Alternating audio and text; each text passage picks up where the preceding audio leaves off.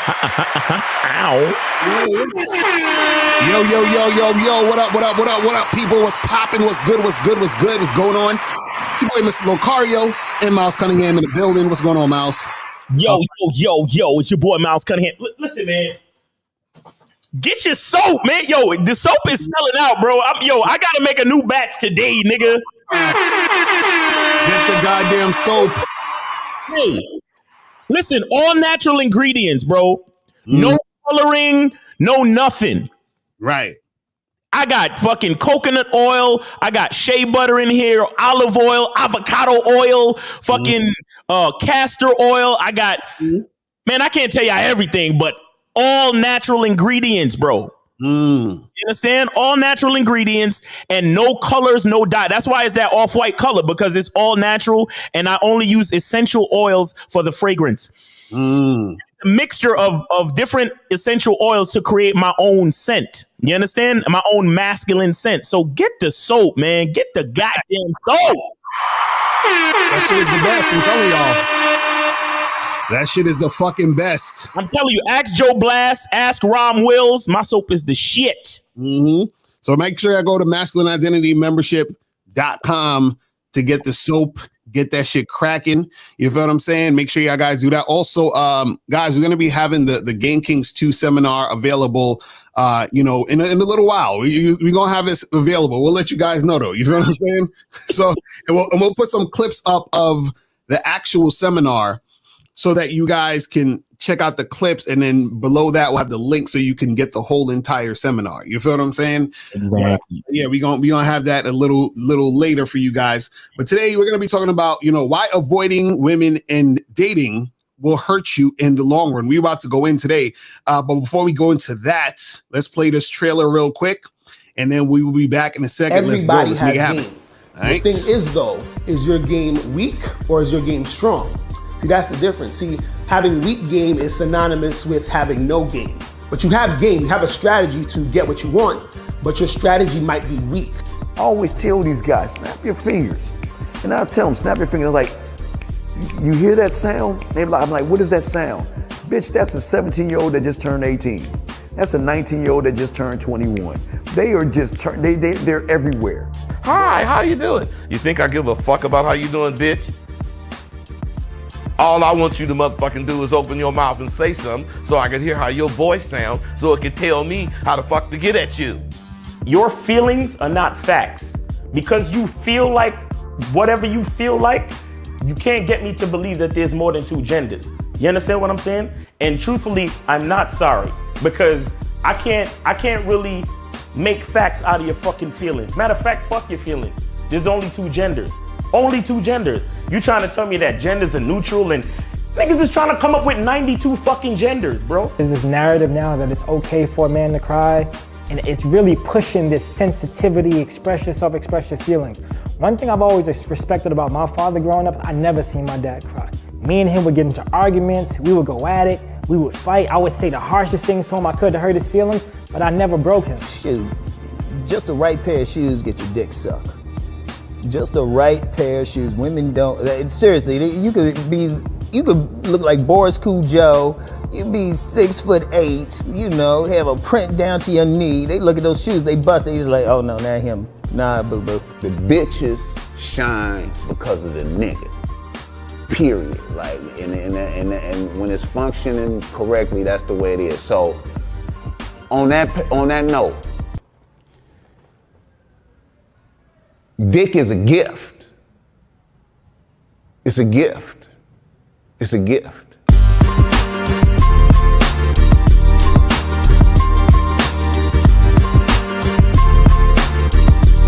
And you gotta play your way from start to the end. That's having game. Because if you do that, what you expect is what's gonna happen. See, don't no accidents happen with motherfuckers that got game.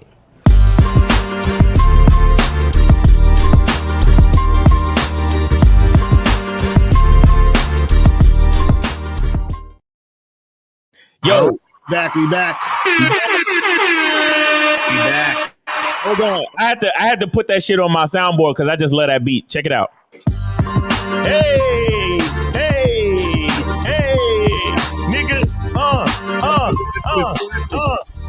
Yo, I love that shit, bro. I had to put it on my soundboard, bro. It's classic right there. Y'all know about that. What do we got? We got that from that what's it, Pond 5 shit website? Yeah, that Pond 5 website. Yeah. Shout out to Pond 5, man. Shout out to those guys out there, man. Yeah. But, so guys, today, hold on, let me see if I can upload this fucking, because there's a picture that I wanted to put up that sort of goes with this this video we're talking about today. Oh, and real quick, here go to the cover for the seminar, nigga. Yeah, nigga. Yeah. Woo. That's the Game Piece 2 Definition of a Man seminar, New York City cover for the entire seminar that you guys are going to get pretty soon. You feel what I'm saying? It's going to be available for downloading, for streaming, all that other good stuff. So, we're going to make that happen soon. So we'll announce that. You guys will know. We'll have like a little trailer out for it. We'll have clips out for it so that you guys can see. This thing is damn near 4 hours long for you guys to watch. So it's a lot of information. Oh my God. It's a lot of shit going on. But shout out to everybody in the chat, man. Who we got up in here real quick? Let's just see what's popping in here. We got Leak, what's going on? Monogamous Player, Chris in the chat, Oaktown's Finest, Drew is in the building, Duke Alex is in the building, my girl April MC with your sexy ass in the building. What's going on? Shout out to Mike Mizzle. Shout out to Joe Glass in the motherfucking building. Shout out to Money Mitch. Shout out to Rashawn, Homie J, Certified Tyrone, AJ Lindo, Usher 2344. Aaron Summers, The Truth Is, what's going on? Omar, Blastmatic, King Solar. Shout out to Day Money. Shout out to Renee is in the building. Big Pipe, pause. Shout out to you guys with these names. Shout out to El Barro. Who also got up in here? Giovanni, what's up? What's up? Johnny, what's good? What's good? Clive, man, we got everybody up in here. Shout out to everybody. So today, guys, we're going to be talking about why avoiding women and dating will hurt you in the long run. Okay. So, for all of you guys out there who's like, man, fuck these girls, man. I'm just going to, steal my purpose and I'm gonna just get my money up. Or niggas out there that's, call themselves MGTOW. Do niggas even call themselves MGTOW anymore? Is that played out? Yeah, is that a thing anymore? But I think because the passport bros has been so popular, I haven't heard anybody even mention MGTOW that much anymore. Yeah, like I'm like, is that even like a thing? Hey guys in the chat, please let us know. Is MGTOW a thing anymore? Right. You know what I'm saying? Men going their own way. Is that a thing? Let me go look up Sandman, see if he's still doing videos, man. Right. Because the thing is, or you have guys that say they're going monk mode or some shit, or they'll say like I'm doing no FAP or whatever the fuck it is. But any form or situation where you're trying to avoid women and dating, that's gonna hurt you in the long run. See, now, first I want to say this. There's a difference between like taking a break from fucking with chicks, right? Actually avoiding women, right? And understand this. In order for you to take a break from women, you have to had been fucking with women. Mm. So niggas will be like, oh, I'm taking a break from, but you was never fucking with women. Like, you can't take a break from what you haven't been doing. You know what I'm saying? So like semen retention niggas, like right. Oh yeah, I'm taking a break. You're not listen. Just like when you're at work and you take a break, you go on vacation. You feel what I'm saying? You're going on vacation because you're taking a break from actually working, 5 days a week, right? You gotta have a job, nigga. Exactly. So if you haven't been fucking with women, if you haven't been dating, hooking up, doing whatever, there's no break. You've basically just been doing nothing, right? Mm-hmm. So the only niggas that can take a break are the dudes who actually are fucking with chicks, right? Mm-hmm. So what most guys do is they're avoiding women and dating, right? And we're going to tell you the reasons why it's going to hurt you in the long run, right? And this is one of the things you got to understand, right? The reason why it's going to hurt you in the long run is because when you're avoiding women and dating, right? What you're basically doing is you're running away from yourself. And I'm going to break that down. Oh, what that means is you're running away from yourself because what you're doing is you're trying to avoid that natural instinct you have to connect and interact with women, right? And so what happens is that the longer you avoid it, the harder it is for you to actually attract women. Right. Then when it's hard for you to attract women, when you get that thought of, damn, I want to fuck with a girl, I want to get with a chick, I want to, do this and do that, you're not going to be able to do it because you haven't had any practice because you've been avoiding the situation. So if you happen to stumble upon a chick or go on a date or, you know, get some sort of interaction, you'll usually fuck it up because you haven't had any practice because you've been avoiding women. You've been avoiding dating. You've been avoiding all these things. So what happens is this, is that your natural energy is going to be geared towards getting women, if, you know, especially if you're a straight guy. You understand? We're talking to straight guys here, right? So it's going to be you wanting to get with those women. Now, when you're avoiding women and dating, what you're doing is that you're swimming upstream. You're going against the current. And so this is why it's going to be hard for you, because you're not actually going with the flow of how things naturally are supposed to progress, right? And so the problem, though, is the reason why a lot of guys avoid women in dating is because they're frustrated. They feel like they gotten hurt in the past or some shit by some chick, or some sort of negative situation happened when it comes to dealing with women, right? Some negative shit happened, right? So now think about this. Let's take it out the realm of women and let's think about it in the sense of, I don't know, like food or something, right? Mm-hmm. Imagine you ate some food and you had food poisoning and you was like, you know what, fuck this. I'm avoiding food forever. You understand? You'd be like, nigga, what are you talking about? You're not gonna avoid food, right? Or and so the thing is that these guys, they have situations happen and they're avoiding women. It's like imagine you eat all this junk food and all this cheesecake and hot dogs and hamburgers and shit, and then you get really, really fat and obese or whatever. So they're like, damn, you know, look at what happened when I was eating food. This food caused this to happen. So fuck that. I'm swearing off food, right? Right. So it's not about swearing off it, and it's not about avoiding it, right? What you can do is, and we're just going to use a food, example. Instead of saying, I'm going to swear off food because I got food poisoning and I got fat and all fucked up, you say, you know what? I'm going to eat certain types of food. Mm-hmm. I'm going to, watch the portions of food I eat. Portion control, yeah. I'm going to make sure that I eat at certain times a day and so forth and so on. So you're not avoiding food. You're just managing it in a way that's best for you. Exactly. You see what I'm saying? And that's what you have to do with women. You don't avoid women and you don't try to ignore them because you're hurt or you feel some type of way. What you have to do is that you have to find a way to manage these situations. But Miles, what's your thoughts on that shit? Yeah, man. And by the way, Sandman just uploaded a video 45 minutes ago. So he's still doing it. He's still doing this fucking thing. Still doing it. Yeah. Shout out to Sandman, though. That nigga's a workhorse. What's the title of the video? What's the title of this video? What's the title of the video? It is called Why More Women Are Suggesting Open Relationships.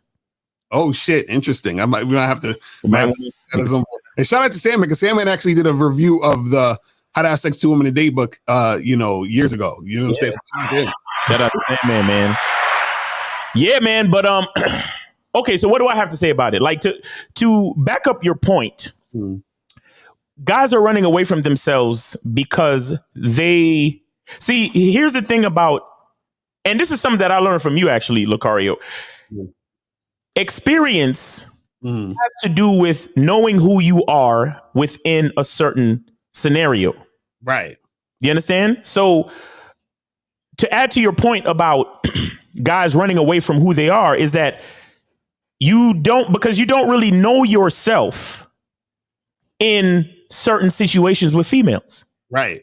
Like, for example, the reason why so many men claim they have so many issues with females is not necessarily, it don't have nothing to do with the females per se. It has everything to do with the fact that you don't know yourself in certain particular environments with a female. Right. So, for example, guys like us, because we have a better idea of who we are and what we want from a woman, we only deal with women that are pleasant, compliant, compatible, nice, kind, feminine, and attractive to us. Right. Okay. Notice I said to us. So fuck your sexual market value bullshit. To us. Right. Okay. So because of that, we know who we are in reference to these women. So it's not about the woman. It's about knowing who I am. Just like this. It's like, shout out to the NBA. Right now, the playoffs are here, right? You could talk all the shit you want to talk about man, if I was LeBron, I would have done this. You know, he missed the shot because he's stupid. If it was me, I would have done that. Right. Yeah, you can say that. Mm-hmm. Have you ever played in the NBA in a playoff game? Exactly. Absolutely not. Therefore, you don't know who you are and what you can do in an NBA playoff game. Right, exactly. You can only talk shit, but you don't know what it is. You don't know who you are in that particular situation. So when you say that you want to take Lucario, should I take a year off from dealing with women and not? It's like it's the same shit like Lucario was saying. Should you take a year off from eating food, drinking water, and breathing air? Exactly. You know what I'm saying? Like these niggas. I was saying this shit on my Discord the other day. Like niggas is acting like, you know, they could be like, well, should I take a break? Because I need to focus on building my business. So should I take a break on brushing my teeth and washing my ass for the next 6 months? Right. Exactly. No, you stupid motherfucker. You still got to wash your ass, brush your teeth, and take care of yourself while you work on your fucking business. Exactly. You understand? Because here's the thing, too. Another reason why you're running from yourself, again, to add to your point, Lucario, is because there is a self that you're trying to become. Mm-hmm. And I always tell my clients this. I say to them, the man that you're trying to become, the masculine identity that you're trying to build and design for the future, does that man have a fucking woman in his life? Right. Well, of course. As a matter of fact, I have a whole roster of women. Exactly. That's how I see myself. Oh, you have a roster of women. So that means multiple women. That means the man that you're trying to become has a roster of multiple women to deal with on a day-to-day basis. Right. But you want to take a complete break and not deal with women for the next 6 months, year, whatever. Right. How the fuck does that make any sense? And the problem is, the main problem, again, is you guys are not focused on yourselves. You're focused on the women. Right. So you're focused on, okay, that one girl told you that she didn't like you, or that one girl rejected you, or that one girl told you she had a boyfriend, or that one girl didn't hit you back, or that one girl ghosted you, or that one girl flaked on you.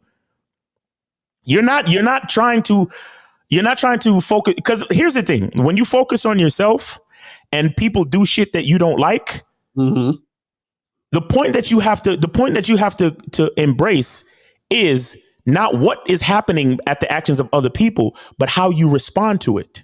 Right. And the strength in character that you build from dealing with other people doing undesirable things to you.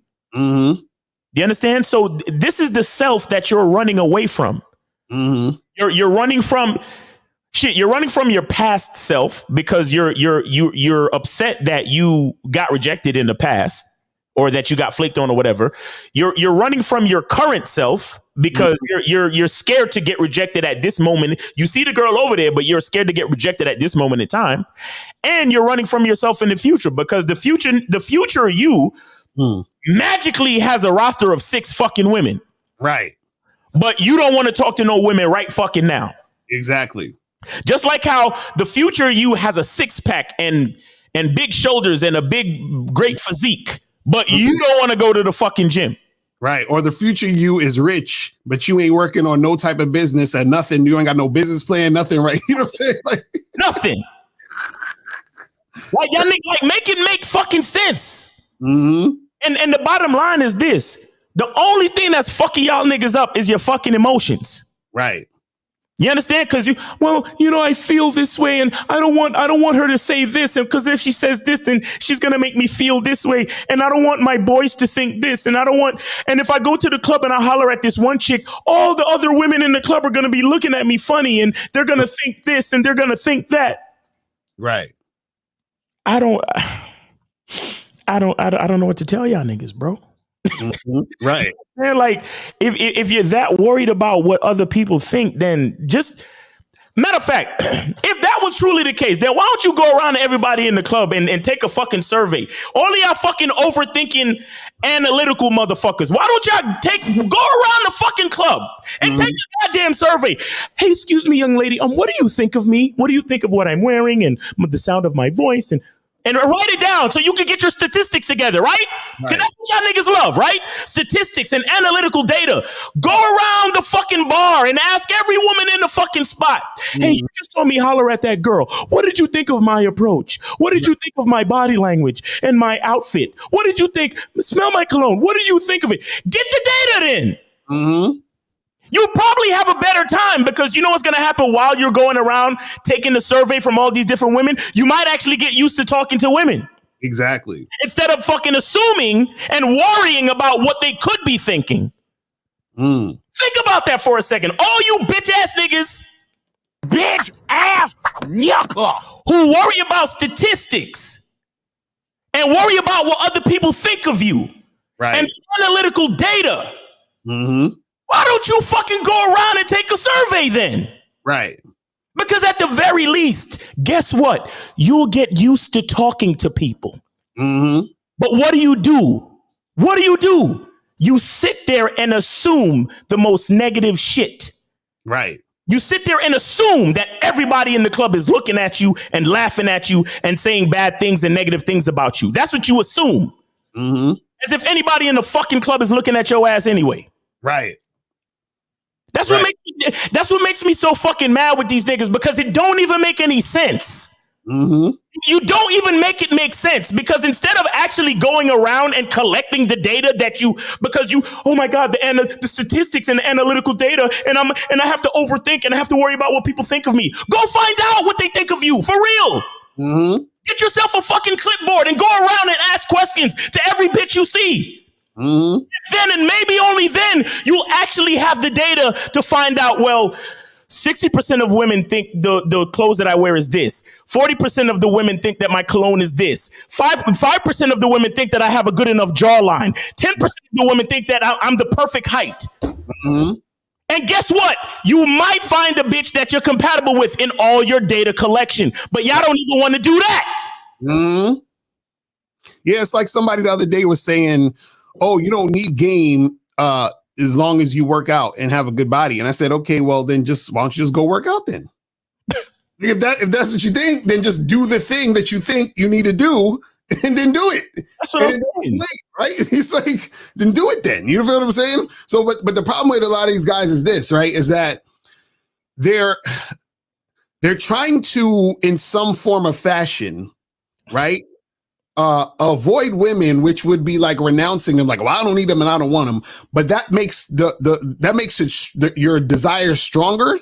Mm-hmm. You're tied to that situation even more. With this, that's the ironic part. It's just like, for example, this is why you'll hear about like priests and all these motherfuckers caught up in some crazy sexual shit because they took a vow of celibacy or whatever the fuck the thing is. So if you're like renouncing that, the thing that's on your mind all day is sex.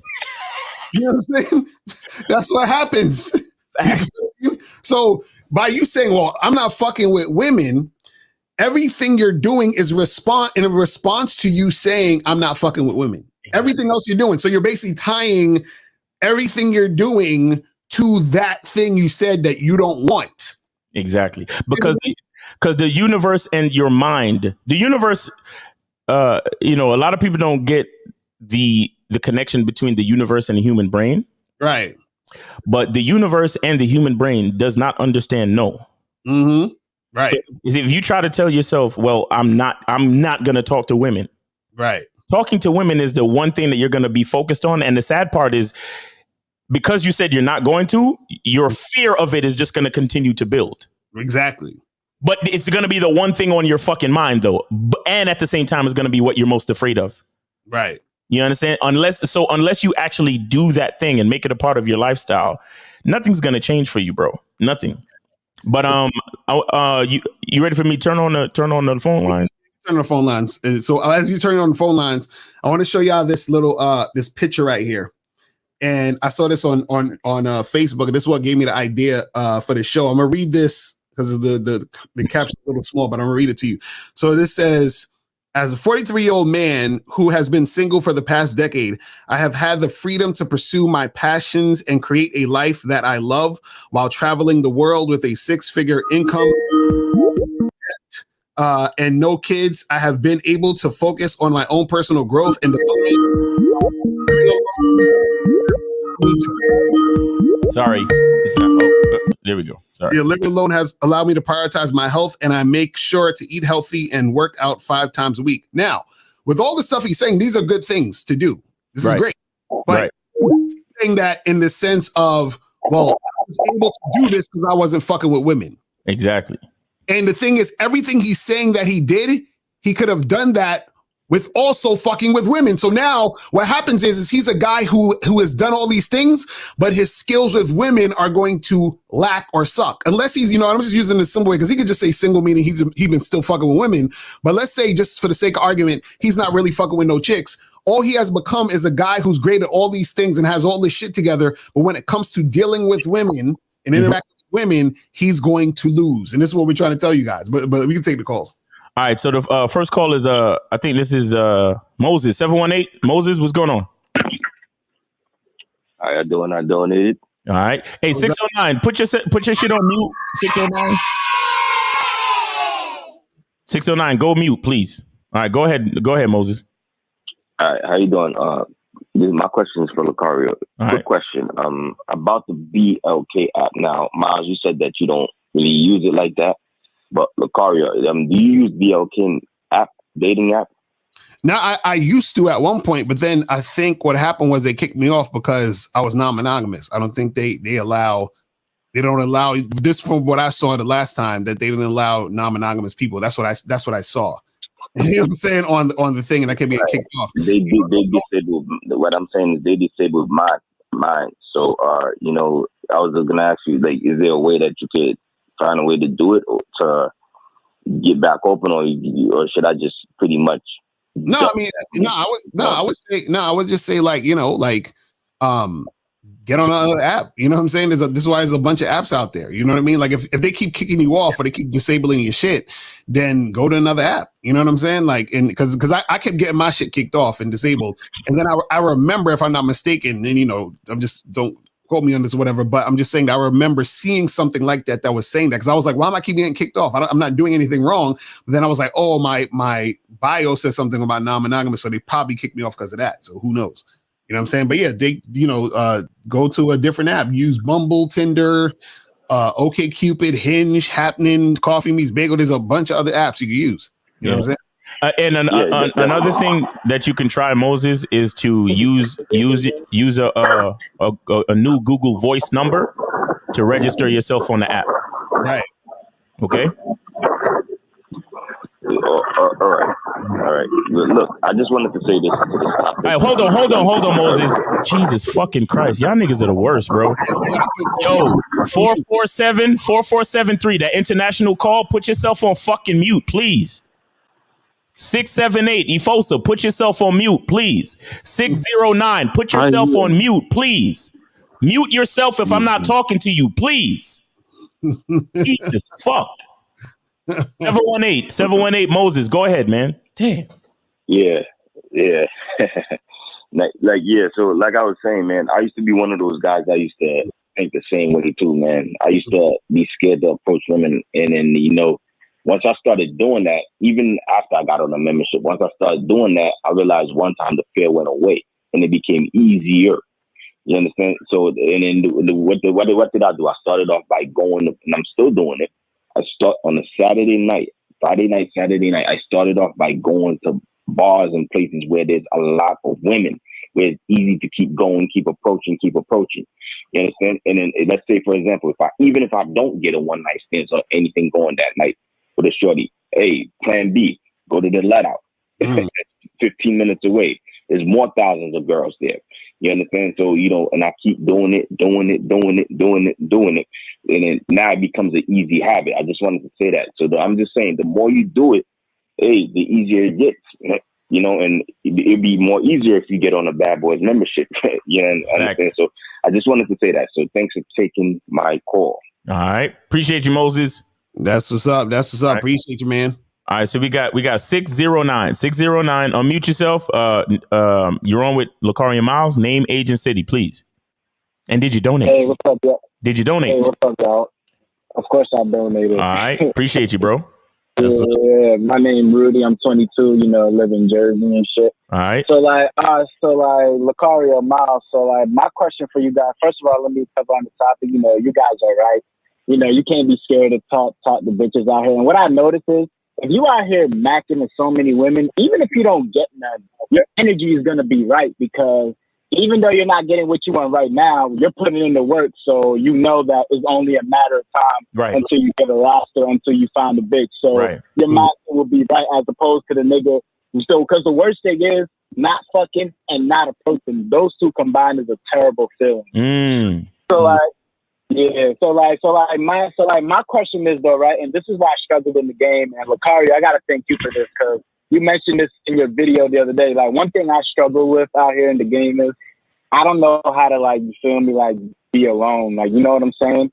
And I realized that, and I learned that. That's why I have a hard time. Like, I don't have no hard time finding the bitch that wants to fuck. All I gotta do is play the numbers game, getting a one night stand, charging chicks, whatever the case. But my problem is in the game is I don't know how to be alone. So when I get with these girls, it's like I'm looking for what are they, validation in them. So my question to you guys is, how does a man master the ability to be alone? Well, the thing is this is that so what happens is, the reason why it's hard is because of years of conditioning to think you need to be around other people. And this is not even just with women, but just in general. Like, you feel like you need other people around, and if you don't have those people, then you're gonna feel this loneliness, right? Now, the funny, ironic part about it, what happened?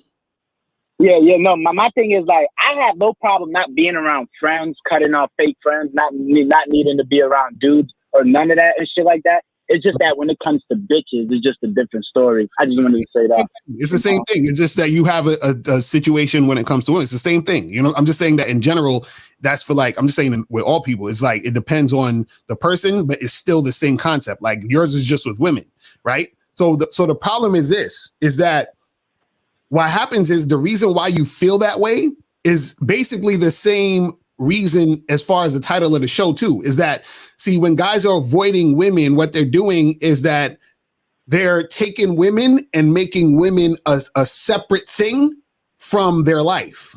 And so when you make it separate, what you do is that you make it more important, or you make it more like a special thing. You understand what I'm saying? So now when it's a special thing, when that special thing or important thing is not there, you feel some type of way.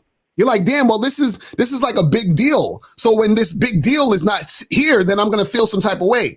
But what happens is that when you make everything, right, combined in your life, meaning that all the things in your life, right, are at the same level, then you're not going to feel lonely or feel some type of way when you're not dealing with a woman, because you have all these other things in your life happening. You understand? You're surrounded by all these other things. And this is the funny part.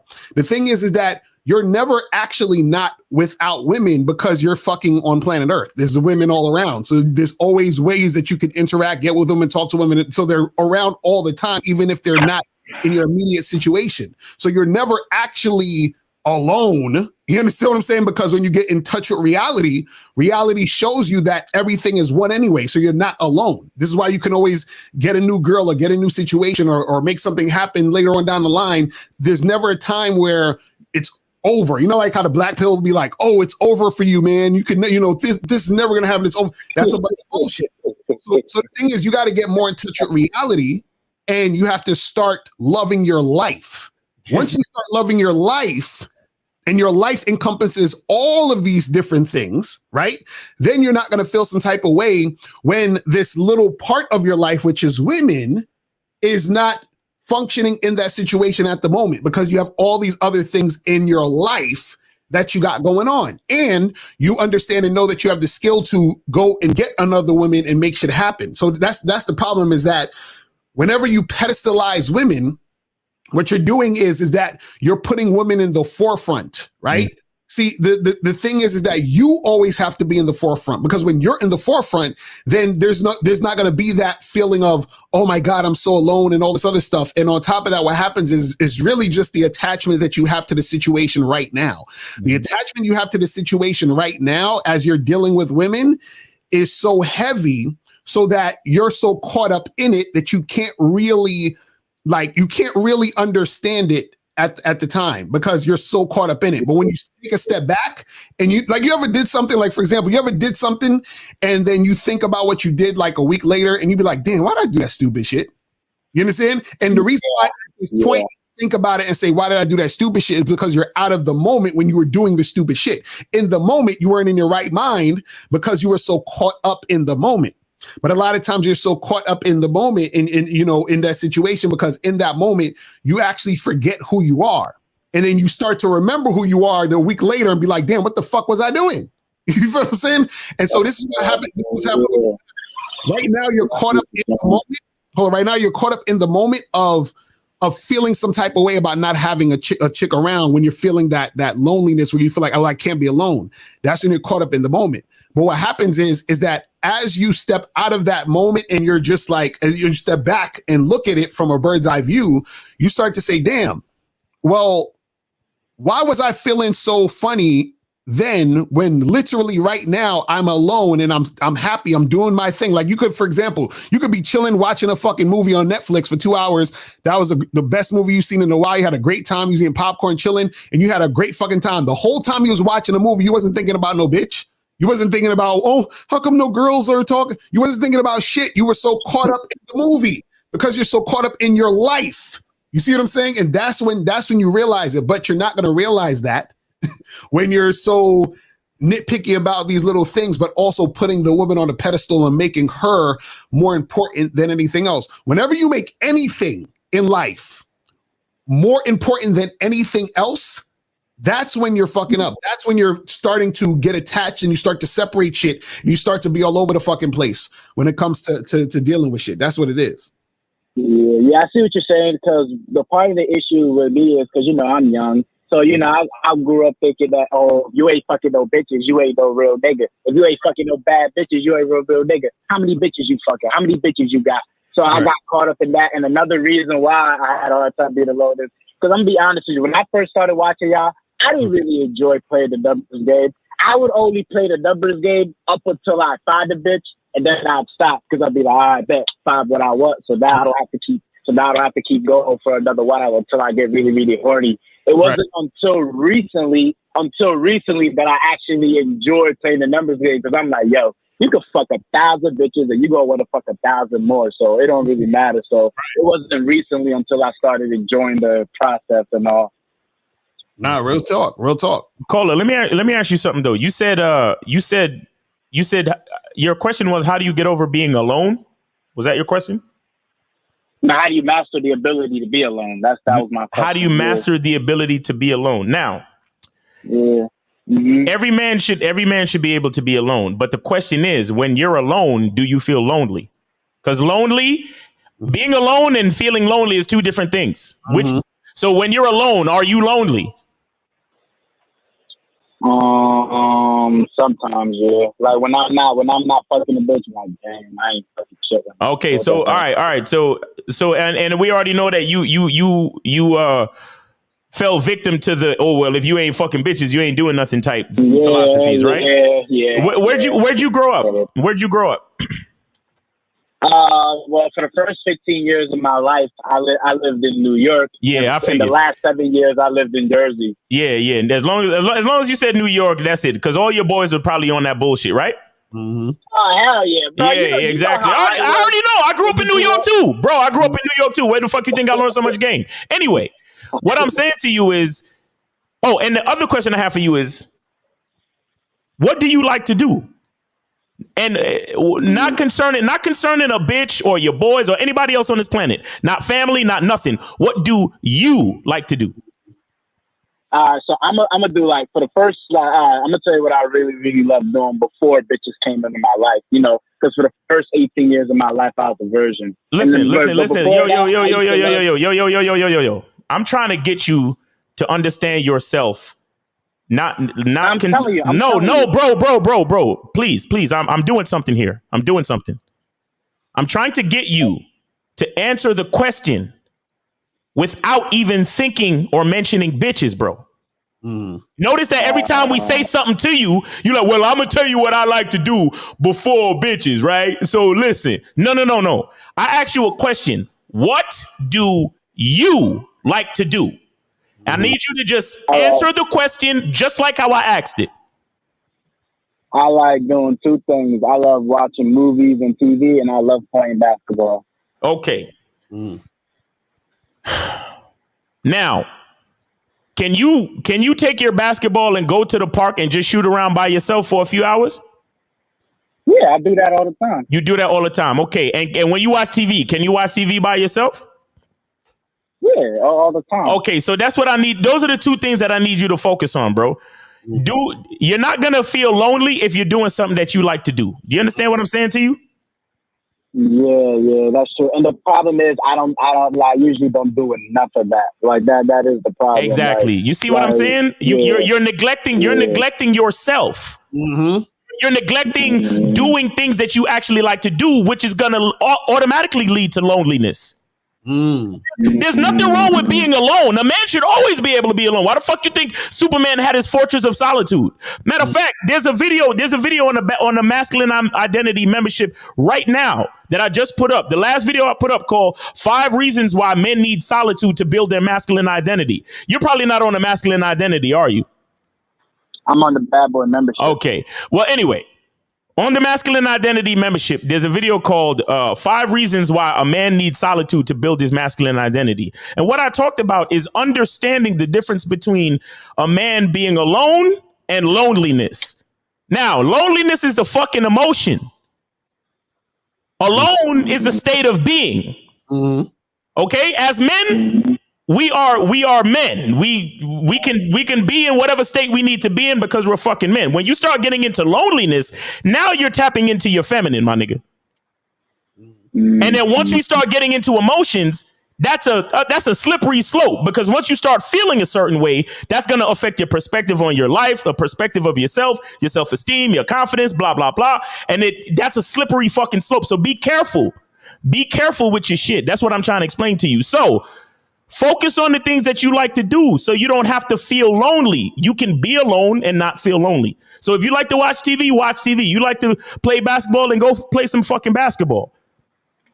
Right. You're right, man. Because it's like you said, I've been focused so much on bitches that I really did neglect the things that I love doing. Because as I mentioned earlier, like before bitches came into my life, I never thought about hoes at all. I would just have fun watching TV and playing basketball all day and not worry about a thing. So I'm definitely gonna get back to that. And you know what else you should do too? You should incorporate basketball and TV with fucking with bitches. So you should always be doing what you like to do. Right. You fucking with bitches. You should be able to tell a bitch, yo, you should come to my crib so we can watch some shit because I love watching TV. Or you should meet me in the park so we can play some basketball. Let me see your skills so I can show you some things. Or you could sit there and watch me play. Right. You understand what I'm saying? And then after we finish, after I finish playing, then me and you go get a smoothie or a coffee or get a hot dog or some shit, whatever the fuck you want to do. But the point I'm trying to make is a man should be doing what the fuck he wants to do at all times. Okay. I totally. Because here's another reason why. No. Check this shit out. Let me explain something to you again. So I'm gonna add to the game. I'm gonna bring it all the way around. Another reason why the fucking nigga like you be lonely is because every time you hang with a bitch, you doing something you don't really like doing. You trying to do something that she like doing. Right. Am I lying? You got me there, Tell me exactly. We're done. That's enough game for you, nigga. Thank you for calling. That's enough game for you. Anything else, you better schedule a consultation or get on the masculine identity membership. All right, bro? Now, I'm going to be getting the consultation from you, Lucario. You're going to be hearing from me real soon. Perfect. All right, cool. That's what's up. Hit me up. All right, we appreciate you, bro. All right, take it easy. All right, bro. Yeah, real quick, just to finish up that thought before I take the next call. That's how you get lonely. You doing shit because of what bitches want. When a bitch ain't around, you don't know what to do because you're always doing shit because of bitches. Exactly. So he actually, listen to what he said. He actually forgot how much he liked to watch TV and play basketball. Why? Because every time he hang with a bitch, he doing what they like to do. You see what I'm saying? But anyway, Let me see. 347 and 447. Make sure you guys are on mute. And then let me speak to 678. I think this is Ifosa. Ifosa, what's going on? Hey, how you doing? I donated both of y'all. I appreciate you.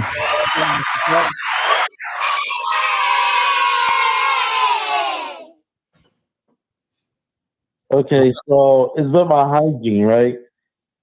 So where I can find like wipes, like I'm not talking about tissue paper. I'm talking about wipes that can wipe my ass properly because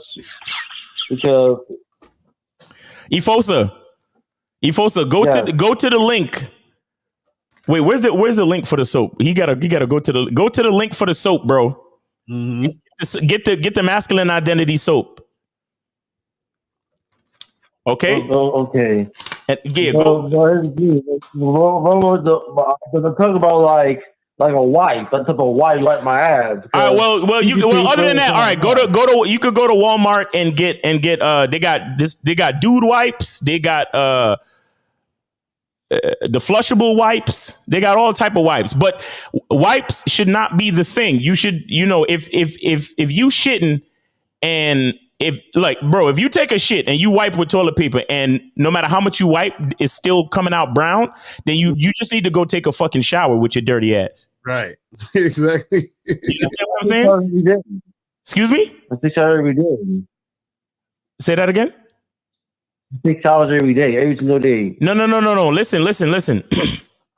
There's shower time. Some people shower in the morning, some people shower at night, or some people shower morning and night. But in between showers, in between your designated shower time, if you happen to take a shit and your ass will not come clean from regular toilet paper wiping, right, you need to take a fucking shower at that point. Now, if you're at work, then I don't know. Maybe you need to that's when you need the wipes at work and keep wiping until let the brown go away.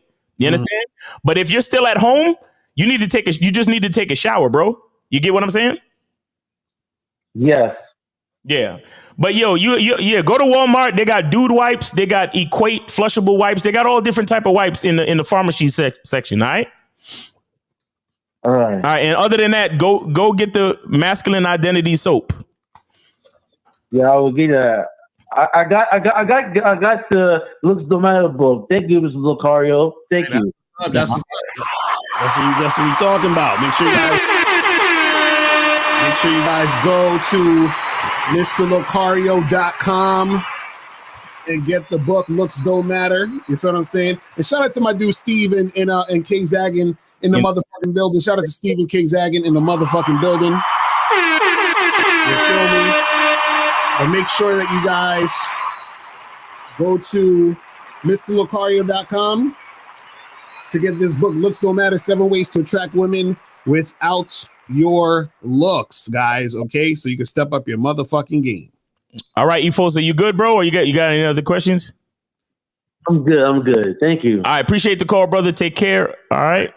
Now we got 447. You're on live with Lucario Miles. Did you donate? Hello. Yeah, hello. Oh yeah, how you doing? It's Art calling from London. Art from London. What's up, man? Did you donate? Yeah, donated. Appreciate you, bro. All right now. I wanted to just chime in on the topic because like here and there I hear people talk about like semen retention on the show, and I feel like semen retention is totally misrepresented in terms of like the idea of it. So it's understandable because with a lot of talking points and with YouTube, people have the ability just to talk about things without being informed. Yes. But for me, how I found it was I was already a student of like you guys, like what you were preaching, what you were teaching, all that kind of stuff. So I understand about the game. I had success with women, like I know how to like deal with women. But when I learned about semen retention, after having that informed decision through my experiences dealing with women, I still decided to do it. But I didn't do it because someone told me to do it or because, like it was supposed to be like some sort of like magic pill to sort of get women. I knew what it was like to be around women. I understood the energy that it takes to sort of handle, women. And despite all that, I felt like it was a practice that I wanted to experiment with. So I said to myself, let me do a month or two and see how it goes.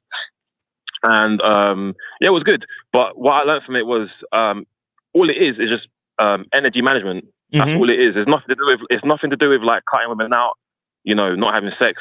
Ron Mills did a video a while back about semen retention, saying that in essence, all it is just having sex and not busting. Like, there's nothing to do with like you know, women or anything like that in terms of like they're going to distract you. You can't, you know, make your goals. You can't make money. Right. So I just feel like people keep talking about stuff like without knowing it, and then it's like a avalanche. You know what I mean? Like, it just gets worse and worse and worse, like a snowball effect. You know, people start chiming in and saying things. So it's fucked up. Because me, to be honest, my girl now, I've been seeing her for nearly a year come May, and from the get go, she knew that's what I practice. You know what I mean? And she was down. She was down for it. She, you know, she was supportive. If I was tempted to just bust, she would be like, "No, you can't do it." You know, like she was part of the process. Right. That's nice. That's good. That's the indicator of a good woman right there, bro. That's good. Yeah, that was part. So like, I incorporate that into my whole vetting process. I saw a few chicks. Some thought it was weird. You know what I mean? Some, you know, you'd be surprised if people were, you know, genuine about doing it. And, you know, again, they don't have to deal with women, and they, you know, present the information properly. You'd be surprised how a lot of women, you know, are curious about it and stuff. You know what I mean? And it makes you stand out because, you know, you come across as being less kind of like a horn dog. You know what I mean? Like, I'm not like an angel. Like, I'm not saying like I'm a monk or anything. Like, I don't like sex or enjoy it. Like, obviously I'm a sexual person, but there's a way you manage your energy, and that's how I express it to women. So that's like my thoughts about it. But in terms of like not spending time with women and stuff and like cutting them off, I find it stupid because for me personally, I get energy from women. Like, women give me, you know what I mean? And when I have, funny enough, when I even have sex, straight after I go gym sometimes. You know what I mean? That's how much energy I get from the whole kind of exchange. You know what I mean? So Wait. You mean just to be clear, when you have sex but you don't nut, you still got the energy to go to the gym? Even if I'm not, to be honest. Okay, because sometimes when I nut, nigga, I ain't going to no fucking gym. You hear me? I feel you. But yeah, man, that's what I got to say. But the guy in the picture as well was just, and I read what, you know, the whole thing about like, oh, he's single, this, that, and that, is 42, travel the world. Yeah. Like, I've done all, I'm not 42, but I've done all what is listed with women involved. Yeah, exactly. Some of it is through women actually facilitating it. Exactly. See the part, especially with that picture, the part that a lot of guys don't understand is that the reason why they think that women are going to deter them from all of that, accomplishing all of those things, is because they don't know how to manage themselves and women. They don't know how to manage their life. Like, so many guys be like, "Oh, well, I'm gonna leave women alone because women take too much time." What the fuck you mean women take too much time? The reason why you think a woman takes too much time is because you don't schedule your dates. Exactly. Because so many guys think that as soon as they see a girl a few times, they let the woman dictate the dynamics of the relationship. Me, I'm like, listen, I'm only seeing you basically once a week, and if I want to see you more than that, then I'll set it up. I'll hit you up or whatever. But other than that, it's a once a week thing. No matter if she becomes my girl or whatever it is, everything is still scheduled because you have a life, I have a life, and we all have things that we have to prioritize because I have to continue to be that same guy that you got with in the first place. So many dudes allow the dynamics of the relationship to overwhelm them, to overtake their life. And it's like, bro, tell that woman when you can see her. You don't have to fucking see her every day just because she wants to or just because you feel like you need to. No, you still have your life to live, bro. 100%. And I'll tell you something funny about that, about the, you know, dictating the terms. So like, literally, I'm not making this up. Yesterday, I arranged like a coffee date with a chick. And I said to her, meet me 7 a.m. in East London, and she came. And the funny thing is, she was out the night because she's traveling, innit, from Germany. So she was clubbing from like, I don't know, she invited me to come to the club the night before around 10 p.m. And the plan was to go clubbing, then go to her place and do our thing. I was like, no, I'm a bit tired, but like in the morning I have more energy. So I said, come meet me at this place 7 o'clock. She came through, we chilled, and I saw this. I came home after, went back to sleep, did my thing, came back out to Syria again in the hotel, and we did our thing. But like, most people be scared to sort of, you know, shuffle what they want to get out of the day to fit the goal in. They'll make the goal like the center of the attention in terms of what they want to get done during the day. So like, you know, if a girl's into you, she's going to be down for your program. Like, if she just met you or she's been seeing you for a while, it's just like how you present yourself. Exactly. Real shit. Yep. Real shit. That's good insight, man. Do you have anything? You have anything else for us? No, just keep it up, man. I enjoy, all the talking points and everything. I'm on the bad boy membership, and I'm gonna get on the masculine identity as soon as possible. All right, man. Appreciate you, brother. Appreciate you, man. All right, that was definitely some good insight. Keep managing your energies and doing what the fuck you got to do for you, and then bring these females along for the ride. All right. Facts. All right, peace.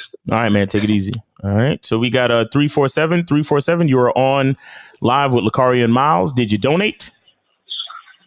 Yes, sir. What's up? What y'all doing? What's up? Is this D Money? D Money. Did you donate? Yeah, I'm in the gym. That's why. Did you donate? Yeah, I donated. All right. Yes, sir. I don't believe y'all. I don't be believing y'all New York niggas, but go ahead, though. Go ahead. What's your question? But yeah, I took your advice about when you talking to soldiers, it's like nothing, because you're the man at the end of the day. Wait, hold on. 980, please put your phone on mute. Go ahead, D Money. Say that again. Yeah, I took your advice about when you're talking to a tall girl, you don't worry about her height, because you're the man at the end of the day. Right. Exactly. Yeah, man. Everything went smooth. Like I was with Shorty yesterday, and first date.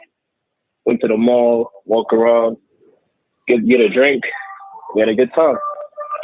Nice. So I appreciate that. Okay. That's what's up, bro. That's what's up. Yeah, man. I'm learning. So all right. Yeah, go easy on me. All right, man.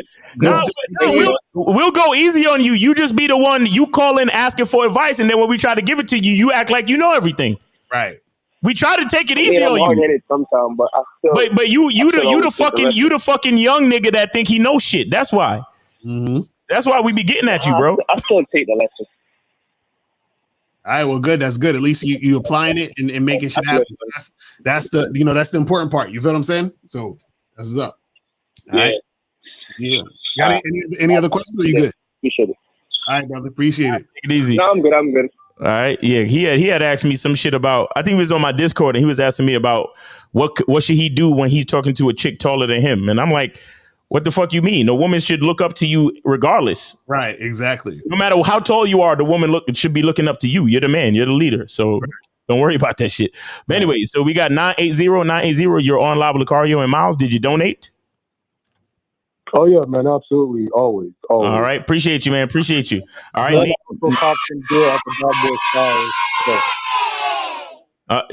let's get your name, age, and city real quick before you ask a question. My name's Izzy. I'm in Charlotte, and I'm 24. 24. All right, go ahead, man.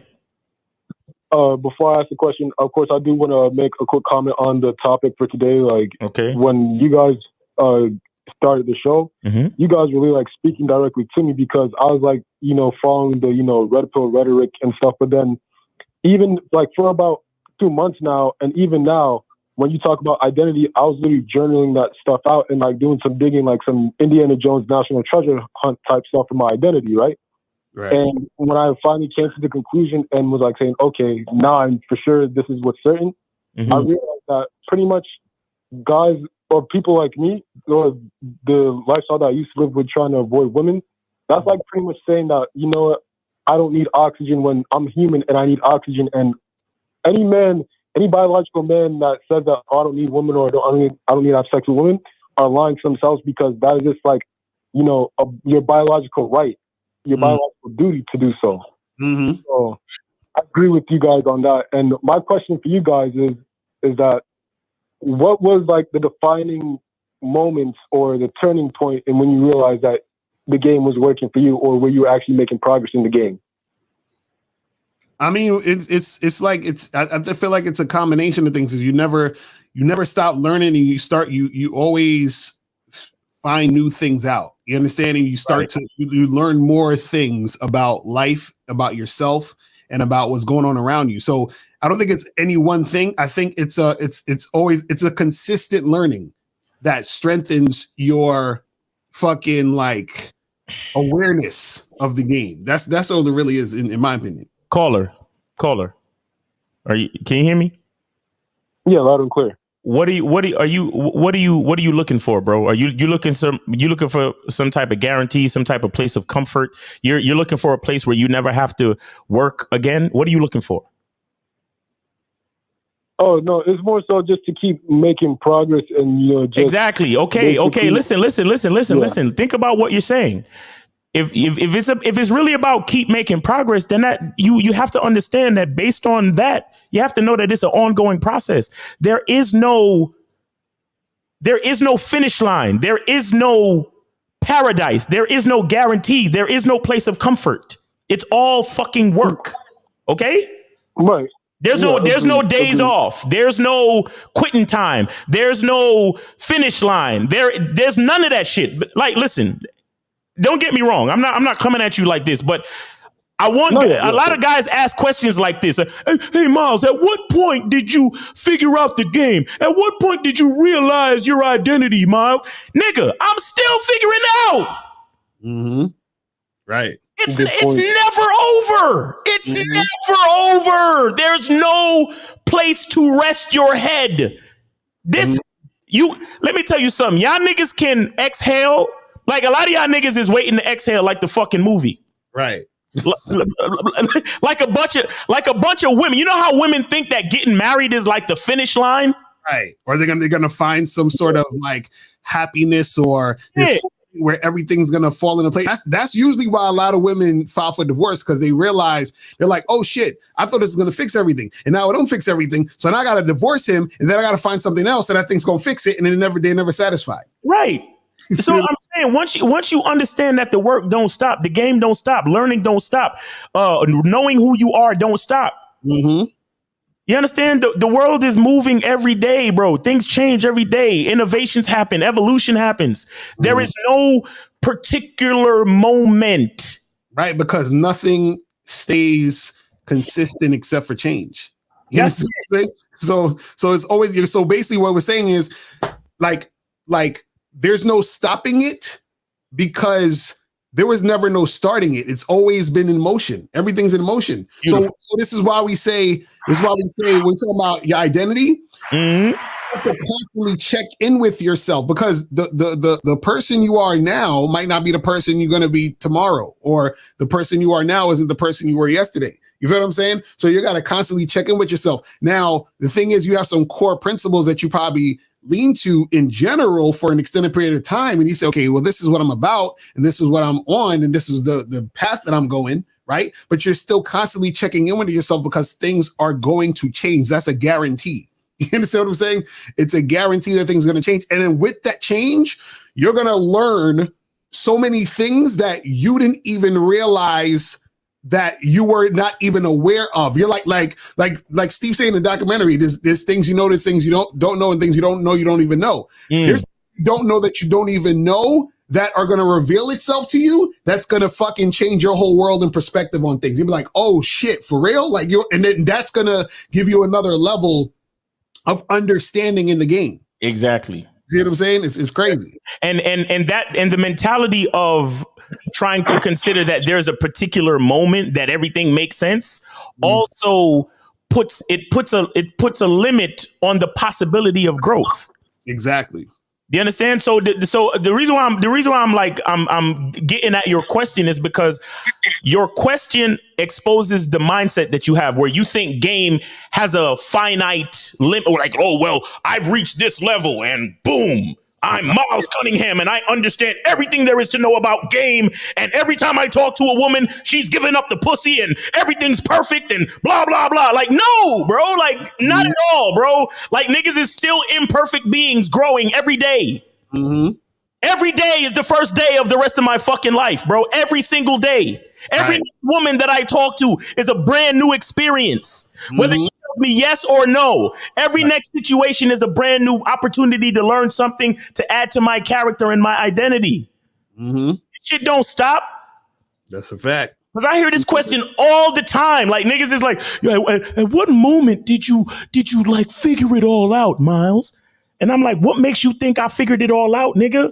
I'm still learning just like you. I might be at a different level than you, but I'm still going. This shit don't stop. Right. The only thing that I pray is that every day I wake up, I still have my faculty of mind.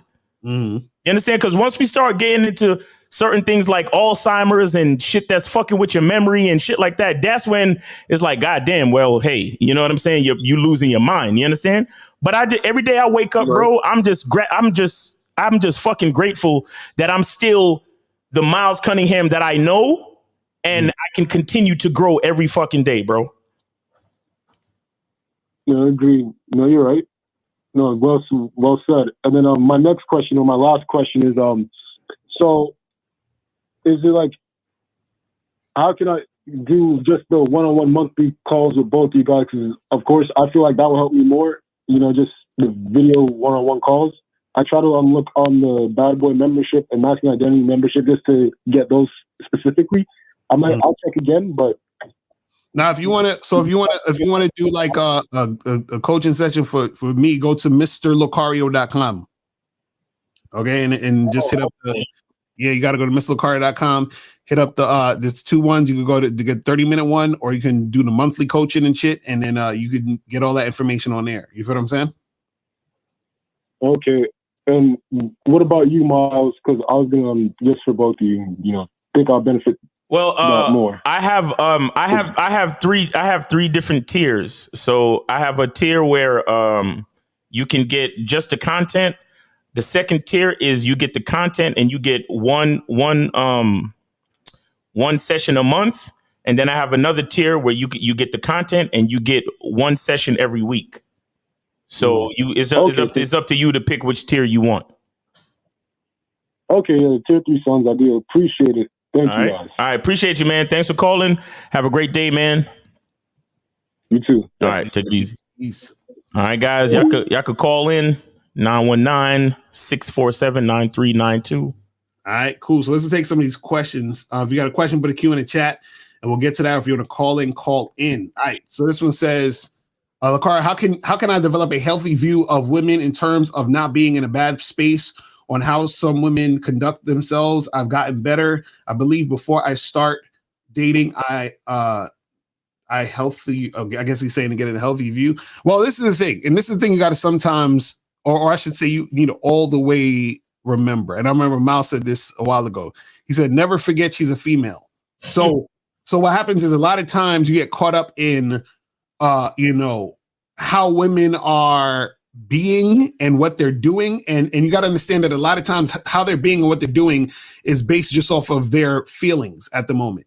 So you have to a lot of times take this shit with a grain of salt. This is why we did that show the other day where we were talking about not taking 99% of the feelings seriously, right? You have to assess what's really going on in these situations, right? So once you do that, you start to say, okay, I'm not ignoring the chick, right? I'm taking into account what's happening, but at the same time, I'm not letting what she's saying and doing affect me and what I want to do. So what you want to do in your program needs to be at the forefront so that you can fit her into that, regardless of what she's saying or doing or feeling. Now, if she follows that, then you're good, right? If she's not following it, then it is what it is. You just charge it to the game and you just keep it pushing. But the main thing is, and this is what brings you back to center, is say, what the fuck do I want? And is she following what I want to do? That's the simplest way you could deal with women. Because a lot of times you start, and I've done, and this is the thing, I've made the mistake with this too, is that especially the more that you give a fuck about a chick, the more you start to sort of like slip into like what she's saying and feeling emotionally.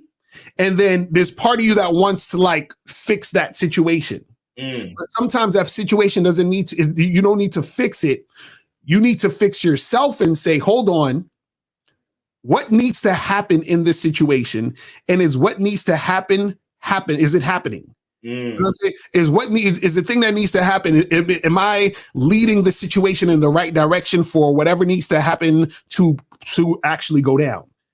And because don't get caught up in what she's saying, feeling, and all this other stuff, because then you start to go down that direction, and then you start going in this whole other stupid shit. It's crazy. See, I'll say this. See, the way he asked the question where he said, how can I develop a healthy view of a woman? Mm-hmm. A healthy view of a woman. Mm-hmm. See, you're supposed to try to develop a healthy view of you, bro. Right. You understand? A healthy view. See, here's the thing. Women are going to do what the fuck they're going to do. Mm-hmm. Life is going to do what the fuck it's going to do. It's not about what's happening to you. It's about how you respond to it. Right. Okay. So if you in a situation where you say hello to a chicken and she act belligerent, you have two choices. Well, you have three choices. Number one, you could just walk away. As soon as she start acting crazy, just walk away. Mm-hmm. Number two, you could get belligerent back with her. Right. Number three, you can, say, hey, my bad, have a nice day, and then walk away. Mm-hmm. But we can't control what the bitch gonna do. Exactly. We only can control what we do. Exactly. So who is the healthy view most important about? Exactly. About us. Yourself. Mm-hmm. So you guys see, again, all this. Listen, I can always tell when the nigga's pedestalizing a bitch. Mm-hmm. You know what I'm saying? Because bitch dependency is no laughing matter. Yo, it's funny. There's a wise poet named Lil Wayne that said, got my heart broke by this woman named Tammy, but hoes gonna be hoes, so I couldn't blame Tammy. And I was like, exactly. I was like, that's some real fucking shit. Like I remember when I first heard that line, I said, nigga, the game in that flew over niggas' heads. You see what I'm saying? Like that's exactly what it is. Like dudes be really getting in their feelings too much with women. I'm like, yo, and it's like, you got to remind yourself, bro, you're dealing with a female, man. Like you're dealing with a chick, bro. Like I can't forget that. You understand? You can't forget it. As soon as you forget it, that's when you fucking up. You start getting in your feelings. You start losing focus. You start doing all this other extra shit. Mm-hmm. You know, so I'm like, man, crazy. Mike said, success is not for everyone. I know it's preached in society that success is for you. That's a bunch of hogwash. Okay. I don't know what to say about that. Says, is it okay to have a chick who've been consistently smashing for a year to cook for you after smashing? Don't want a relationship with her, just only smashing. Is that okay? Or will it ruin things? All right. So now, let me explain something to you guys. And this is kind of like what confuses some of y'all, right? Because I want you to notice what you said. And this is something important. I think we got to even touch on a little more. Right. He said, I've been consistently smashing this chick for a year, right? And you wanted to cook for you after, but you said you don't want a relationship with her, only smashing. So if you don't want a relationship with this woman, right, then you should really not be accepting any other things from the woman. Right. You see what I'm saying? Because you're getting into that long-term relationship territory. In fact, truth be told, you shouldn't really be consistently smashing a woman for a year if you don't want a relationship. Facts. You see what I'm saying? That's what you guys have to understand. See, the vetting process of you fucking with a chick 12 to 18 months is because you see potential in her for a long-term relationship. That's the point why you're doing that. But if you see a girl and you're like, I just want to smash, that's a chick you should smash like maybe once every 3 weeks, once every month, once every 2 months. You understand? Like I remember I had this fuck buddy where I'd probably smash her. Like, let's say I smashed her today. I wouldn't smash her for another 2 months. And then I might see her like a week after that. And then I won't see her for 3 months. You see what I'm saying? Like, it would just be a chick that I know that every now and again I hit her up and we hit it and smash and I keep it moving. But I don't want a relationship with her. So I'm not actually being consistent with being with her for a year, constantly seeing you. You see what I'm saying? Because then what happens is that you guys are giving mixed signals at this point. I can't stand these niggas, bro. It's like, because none of them don't want a relationship, but they want a bitch to be their girlfriend. Exactly. Right. Right. Yo, what's up with y'all young niggas, bro? Y'all don't know whether y'all coming or going, literally. Right. Like, but you know what it is? They don't want to lose out on the vagina. That's why they're doing that. Exactly, because they pedestalizing the pussy. That's all. Right. But see, you can't be the nigga It's like you can't be the guy who is hoarding the pussy, but then not wanting to commit to the situation. You can't do both, bro. This is what I'm telling you. You can't do both. They be trying to strong arm and hold the pussy hostage, but they don't want a relationship. Yeah, you can't do that. You just seem like an insecure nigga that's trying to, like a pussy hoarder. That's all you are. Like, come on, man. Let that bitch go, bro. Let that bitch get with a man that she could actually be a good girl to, man. Right. Because the thing is, if you just want to fuck women, become the type of man who has the skill set to fuck women. All types. Right. Just so you got to be the type of nigga that has who's confident, has a great mouthpiece, who's consistent in order to get multiple women around so that you have a rotation of women to fuck. Because you know what a lot of these guys don't get? You've been smashing a chick consistently for a year. Mm-hmm. Whether you want to accept it or not, you've been in a relationship for a year. Exactly. There's all different types of relationships, motherfucker. Mm-hmm. All different types of fucking relationships. You've been in a relationship where you've been smashing for a year. Right. Now you're asking if it's okay to let her cook for you, but you don't want to really. Nigga, you already in a fucking relationship. If you let her cook for you now, you're in a relationship where you fuck all the time and she cooks for you. Exactly. It's all relationships, whether you niggas want to admit it or not. Mm-hmm. Now, is it a boyfriend-girlfriend relationship? Maybe not necessarily. Right, but you're acting as if. You see what I'm saying? So the thing you're saying you don't want, you're acting as if, which means that you're basically giving mixed signals, and you're basically going to be looked at as like a liar. Exactly, and again, on top of that, you don't seem to realize you're doing this with a woman. Mm-hmm. You're doing this with an emotional creature. You're doing this with the type of human being. A woman is a type of human being that is always seeking leadership. Mm-hmm.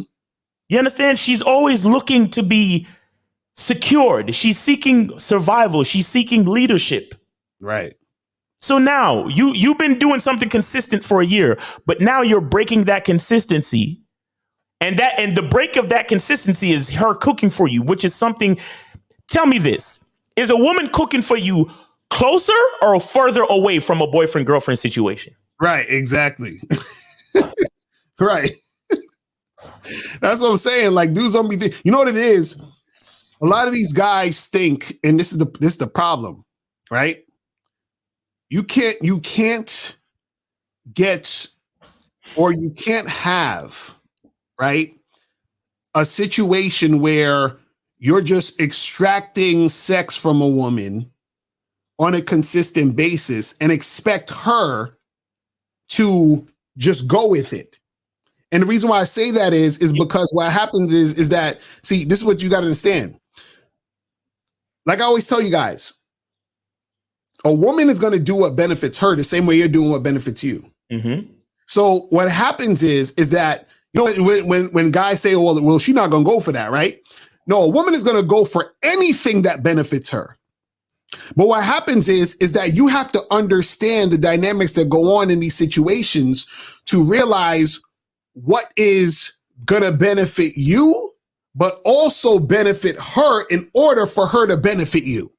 You understand? And so the problem is you're thinking, well, I could just fuck this girl every week for a year or so, and that's it. And then I get her to cook for me. But when she's talking about she want a relationship, I'm gonna just say no, she's gonna be cool with it. Right. No, because now you're getting what benefits you, but then what happens is she's not gonna get what benefits her. Mm. So you have to understand that dynamic that's in play. You understand? This is like, it's like, you know, when people are doing business, right? Like, for example, like if we're doing business with someone and we say, hey, you could sell our product and you'll get a percentage, right? They're benefiting by getting a percentage by selling our product. They're just not doing it out of the kindness of their hearts. You understand what I'm saying? They're getting something out of it. So we're getting something out of it and they're getting something out of it. You see what I'm saying? So what happens is that you can't go into these situations, right, thinking you're just going to extract all this stuff but not give anything back. Right. That's what you got to understand. The dynamics between a relationship, all relationships, and I know it sounds crazy, but and people don't hate to hear this, but all relationships are transactional. Each person on each side need to benefit from the transaction. You see what I'm saying? So when you're vetting a woman, right, and you're going down this route, it's because you see potential in her as a girlfriend. So what happens is that you want a girlfriend, right? And then she in turn will benefit because she will have a boyfriend. Right. But you can't be doing all this extra shit expecting her to extend the girlfriend situation, but you're like, nah, I'm good. I don't want that shit. Even though I want to do all this shit. What the fuck are we talking about? Niggas stay lying to themselves. Yo, I want her to cook for me, but I don't want no relationship. Right.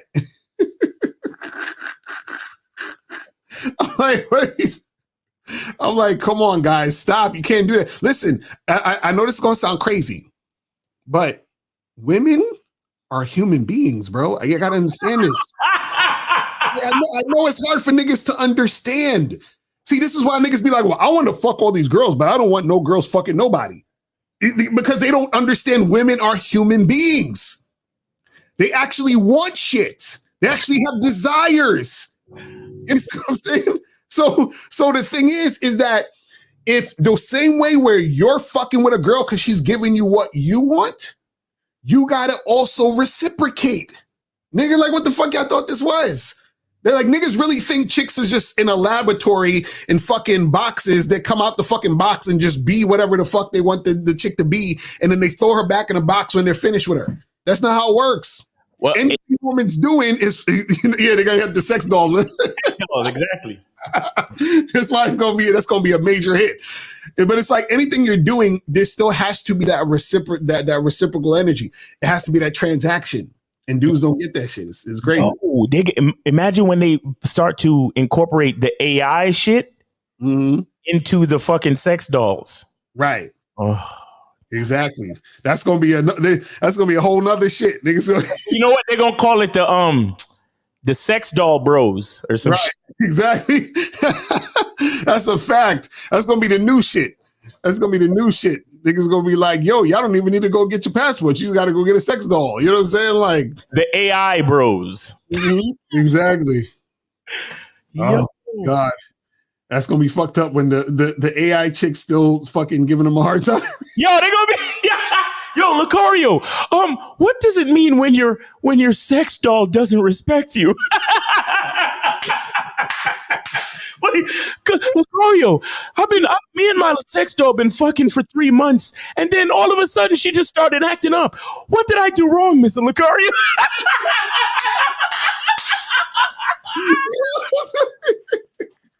Yo, how the fuck niggas gonna be getting? Yo, niggas sex doll gonna be cheating on them with their homeboy. Exactly right. Yo, my homeboy was liking pictures of my sex doll on Instagram. Should I still be his friend?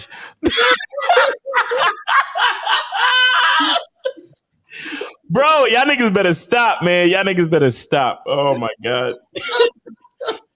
No, I wouldn't be surprised, man. I would not be surprised. You know what? We'll be here for that too. When y'all start having problems with your sex dolls, we'll be here for the bullshit too. Fuck it. Oh my God. Like crazy. Listen, I had some brought over and said to her as a joke, "You're going to have to F your way out of my house." What? Next question. This nigga trolling. Get the fuck out of here with that bullshit. He said, "Do you guys have any advice on attacking and challenging fear?" Well, I mean, listen, man. A lot of the times you got to understand is, well, you know, the fear is all in your head, bro. Yeah, you know what I'm saying? It's really all in your head. Once you understand it, realize it, and just get past it, or try to get past that by pushing through it, then you know. You monogamous player, what's up? Yes, sir. Yes, sir. What's up, Miles? What's up, Mr. Lucario? Y'all already know that I donated. Happy Monday. All right, happy Monday. Yes, sir. Yes, sir. What's going on?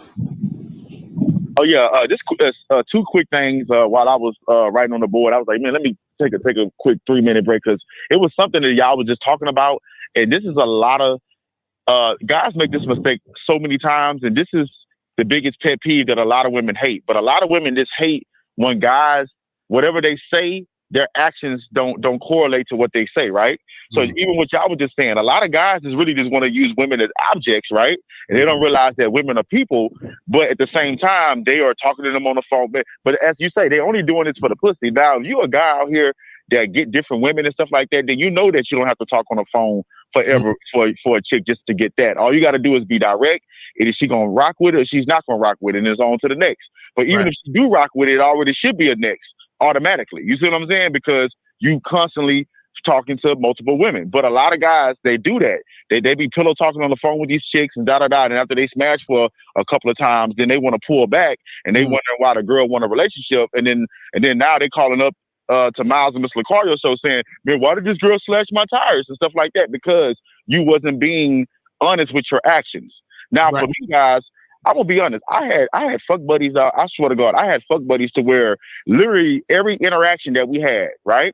And even you said to Mr. Lucario, you said you had a fuck buddy to where you might smash her, right? And it might be 2 months pass by, you might smash her again. It might be 3 months pass by, you might smash her again. She might get into a relationship for 6 months, and then after 6 months, you might smash. You know what I'm saying? So as you say, you didn't build that form of consistency. So because of that, there's no way for her to really catch feelings on that, right? You see what I'm saying? But when you start building false consistency, then you are playing with a woman's emotions. You see what I'm saying? A lot of guys don't understand that. So I personally had fuck buddies, right? To where literally our interactions, we probably only said 10 words to each other in all of our interactions. It's, hey, what's up? How you doing? You doing good? Damn, no, I'm saying, while we little small talk before we get started, and then a little small talk after we get done. You see what I'm saying? And the only really communication is the next time, the time and the place and the date. You see what I'm saying? Right. But it's nothing in between. So a woman can't really be attached to that. You see what I'm saying? And another thing, Miles, you said earlier in the show, right? A lot of guys make this mistake too. They want to take women out on these extravagant dates, right? Or they want to, be on a purpose and stuff like that for so long, and then put themselves back into the game, but realize they don't have no experience. You can't skip the experience too. Like, you can't do that. For me, for example, Miles, right? As I say, I am coming to Las Vegas. I already bought my ticket. I'm going to be out there, right? But while I'm out there, right, on top of yes, but yeah, guys, while I'm out there, right, on top of that, because I plan to go back to Vegas with my girl and do other stuff, right? Me personally, before I do stuff with other people, I like to experience it for myself. So while I'm out there, I'm gonna be, experiencing hookah bars and going to different restaurants and going to other different things that Vegas has to offer. So I know, so the next time I go and I invite somebody else with me, like my girl or whoever, then I know what type of experience that I want to do. So guys don't do that. A lot of guys don't do that. Me personally, when I used to go on dates with women, I used to like to know what's already on the menu. So instead of them ordering whatever, I'm recommending them what they should eat. You see what I'm saying? Oh man, this pasta, they got a good pad thai pasta. You should try that. Oh, okay, I'm gonna try that. You know what I'm saying? And then if they like the pasta, guess what? When they think about their restaurant, as what you said about the Chris Brown concert, right? If you take a girl to a Chris Brown concert and she has a blast, she's connecting that experience to you. Right. You see what I'm saying? So just like with these dates, they're connecting the experience to you. But if you just take another girl on a date and you don't know what to do, or you can't even lead on the date, then the woman's gonna be like, damn, he just took me to a random spot. So I might as well use his ass up and run up the tab. You see what I'm saying? But that's all I want to say, guys. I'm about to get back to my kids. Thank y'all so much for the opportunity. All right. Peace, brother. Appreciate it. This is skipping out on. All right, he's going taking lunch breaks and shit. That's crazy. So guys, call in 919-647-9392 is the number. If you have a question, put a Q in the chat and we'll get to your question. It says, when a woman overtly flirts with me, should I be flattered or should I say, of course, I'm the man? Well, yeah, you should always expect that women want to flirt with you and want to get with you, because if you're that guy, that's what should be happening. But the thing is that when she is flirting with you, you understand what I'm saying? You just need to make sure that you are guiding the conversation and in the direction you want it to go, because a chick will flirt with you all day and just be using you for attention. You see what I'm saying? So don't just sit there and bask in the glow of the flirting. You want to be like, because see, you really know if a chick is really down to make something happen if she's following your lead in this, in these situations. So, because a chick will come up to you and she'll start flirting and she'll say some shit about, oh, that's a nice, jacket you have and blah, blah, blah. And oh, you're, this and this and that. And she's saying all this shit. And then you say, all right, well, listen, what you doing later on tonight? Like, you know what I'm saying? Like, we need to definitely get out of here and come back to my place and we're going to do some things. And then she start, well, it's like, all right, bitch, you playing games. You ain't really about it, because if you was really about it, you'd be about what the fuck I'm talking about. But you just want to, because you understand this, women still like the attention they get flirting with you because they know you like that they're flirting with you. So they can feel that it's like, this is what women do at work. Like they have the work husbands and shit. Yeah. They like to flirt with you at work and do all this shit because they know you're at work and you're not necessarily supposed to do anything technically. You understand? But they just like the attention they get from sort of like, they know that they're that you like the validation. They know that you like the interaction. So that gives them a high, that gives them an ego boost, that makes them feel, that sort of power.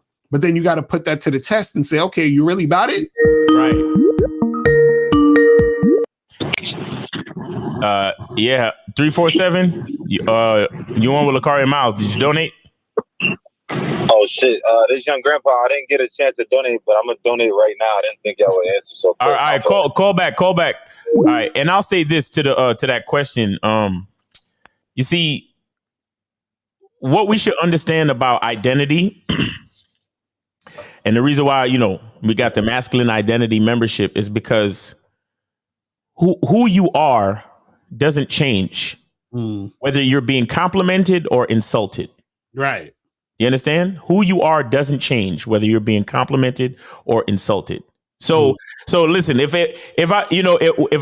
I make the soap and people buy it and say, yo, man, this is the best soap I ever had in my life, I'll appreciate it. You understand? But I use this fucking soap and I love it. My love for this soap will never change no matter what any of you say. Right. You understand? And if somebody comes back and say, yo, I tried Miles' soap and that shit is the worst. That shit is fucked up. It's whack. Either way, I'm going to use my soap. Right. So it's the same thing with my identity.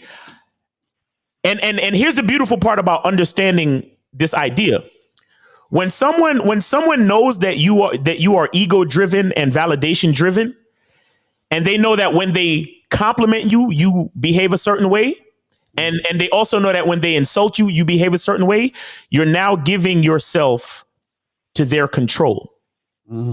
So you have to be careful with that shit. And that's the average person. It's like, oh, hey, you did a good job. Pat you on the back. Oh my God. Thanks for saying that. I feel so good now. Oh man, you fucked up, man. You ain't shit. Oh, now I'm sad. Oh my God, I'm depressed. Everybody thinks I'm a fuck up. Meanwhile, the nigga who knows who the fuck he is just chilling. Like, oh, you did a good job. Hey, thanks, man. But at the same time, it's like, whatever. Oh, you fucked up. You're an asshole. You fucked up. Nigga, whatever. I know who the fuck I am. Fuck you. Right. You get what I'm saying? So you have to be careful, man. You have to be careful with insults and compliments. You need to know who you are regardless. I remember, I forgot what movie it was, where the guy said that the emperor paid this guy to walk behind him and whisper in his ear, right? And I forgot what movie it was. And young grandpa, hold on one second. So the emperor, everywhere he would go, he would get people cheering and clapping and singing his praises. Come to find out, he paid the guy to constantly whisper in his ear, "You're only a man. You're only a man." Right. You're only a man. You're only a man. So basically, he literally paid someone to remind him to stay grounded in his own identity. That's a fact. You see what I'm saying? I forgot what movie it was, but it was a little thing that the guy was explaining to the guy in the movie. He was like, yeah, he paid this dude to whisper in his ear, and then he told him what he was whispering in his ear, and he's like, yeah, he's only a man. He's only a man. But anyway, young grandpa, go ahead, brother. Yeah, I donated, man. I appreciate you, man. You appreciate it? Yeah. Yeah, man. The topic, I agree, man, because I think a lot of guys well, I used to feel like that too. You got to get your shit together and all this before you talk to women, but it's like you're gonna get played, and now you're gonna have more money for like you're gonna become more of a target. When you got game, it kind of helps you out, like to protect yourself. Yep, facts. Like I had a chick, bro. Like she told me recently, she was, I'm like trying to set something up, and she wasn't going for it. So I was just like, all right, I see she's not on the same page, but I wanted to investigate. And bro, she really told me, she said she looking for a romantic vibe, but something non-physical.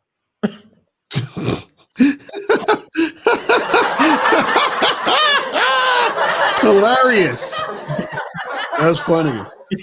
Hilarious. Hey, but I swear to God, bro, like before I start tuning in, I would have probably not even realized and been getting fucking stringed along, thinking shit is all good.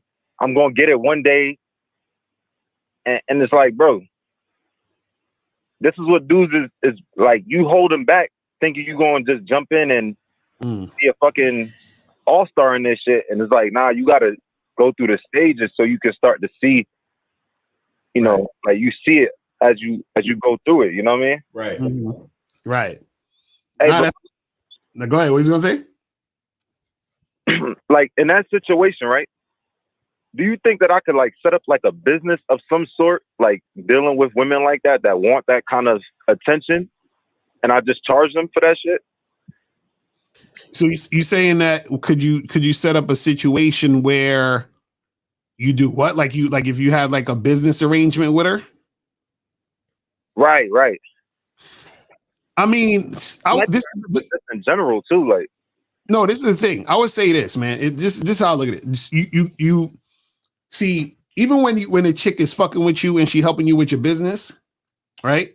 That should be something that unless like that has to be something that started out that way. Meaning, like if I went to a networking event, a business networking event, and I met a woman who was working in some sort of business that could help my business, and we collaborated. That's one thing because we started out in that type of environment. You understand that that's our relationship and how that started, right? But if I come to a chick and I'm on some, let's get some fucking going on, or let's get some shit like this popping, and then she says, "Oh, I just want a non-physical relationship with you," right? and then I say, "Okay, well, maybe I can have her help me with this in my business," right? Right. You see, from that premise, what happened is that I'm allowing her to get to a stage that she hasn't earned yet. And the only way that she could have earned that situation was that she should have been cooperative with me from the jump by fucking. You see what I'm saying? So that's the thing. So it's like, so now I'm not just going to switch my shit up based off of what the fuck she's saying and then just do that with her. You see what I mean? So that's not going to happen because now you're coming off the premise of, oh, well, now I'm putting her in my business and shit because that's the default of what I'm going to do because she didn't give me what I wanted originally. The fact that she didn't give me what I wanted originally means I shouldn't be fucking with you anyway. Facts. You see what I'm saying? Right. I do, but I'm not even going to say but. I just think I come across this a lot where I see like a value outside of sex with a chick and it might not work out. And then I think like, damn, maybe like she might be like in real estate. You know what I'm saying? I'm trying to get a house. So I might think like, damn, maybe I could like work with her. No. If you're interested in real estate, then get at her about real estate initially, bro. Right. And it'd be one thing if, let's say you was fucking with a chick, you hollered at a girl, right? You said, yo, let's get together and hook up. And that's what you wanted. And then y'all hooked up. Y'all were hooking up. And then it kind of just fizzled out because, this is what happens with fuck buddies. It sometimes fizzled out. And then you was like, oh, shorty do real estate. Let me go holler at her and see what's popping with the real estate thing because we're not really fucking like that anymore. And it just fizzled out. But she does real estate, right? So now what happened is you could fuck with her on the real estate shit because from the jump, she gave you what you wanted, and she was cooperative with the fucking, because that's what you initially said, which means that she's being cooperative from the jump. You didn't say, hey, let's fuck, and then she said, well, no, I don't want to fuck you, and then you're like, okay, well, let's do some real estate shit. You see what I'm saying? Like, you don't need to be doing that type of shit, because she's already shown you from the jump that she is uncooperative. So let's take out the sex, for example. Fuck the sex. We're not even talking about sex. If I told that chick to fucking, do my laundry, and she's like, no, I don't want to do your laundry. And then I'm like, all right, well, let's do real estate. How does that work? You just told me no, and then now I'm going to continue to fuck with you? No, you're done. You see what I'm saying? Like, you have to show me consistency. You have to show me cooperation from the jump. That's what I'm talking about. It's like she don't fuck with you as a person, pretty much. Right. That's what I'm saying. She's not fucking with your leadership. That's what I'm saying. So if she's not fucking with my leadership from the jump, then why the fuck would I continue to holler at her for anything else or deal with her for anything else? She's done. You see what I'm saying? So if I come to her and I say, listen, I need you to suck my dick, and you're like, no, I ain't sucking your dick, we ain't got nothing else to talk about. You see what I'm saying? We have nothing else to talk about, because that is an indication of future resistance. So now if I'm trying to do real estate with you or whatever, you might be like, oh, well, I don't feel like we should do them. I ain't got time for that shit. You see what I'm saying? So it needs to be cooperation from the jump, and the things that need to be done based off of the program I set, whatever the fuck that is. Exactly. How you start is how you finish. Exactly. You know what I'm saying? I see what you're saying. It's gonna bleed over into other areas of life, pretty much. It's not just gonna stay within sex. Right. Exactly. That's what you're saying. Right. So with the chick that the shit fizzled out with, should you like just leave that sex shit out the window if y'all start some business shit? Like, don't even bring that up no more. Wait, say that again. Like, you had you might have smashed a chick a few times, but like she's in the real estate, and you like, all right, you know what, it's not work. Like, it fizzled out on this side. Let's just fuck with the real estate. So should you leave the sex out from that point? So you saying if you started out as fuck buddy, she was fucking you, and then it fizzled out, and then you wanted to do the real estate, would that be fine? Yeah, but then like just leave the sex alone type shit. Like, don't even.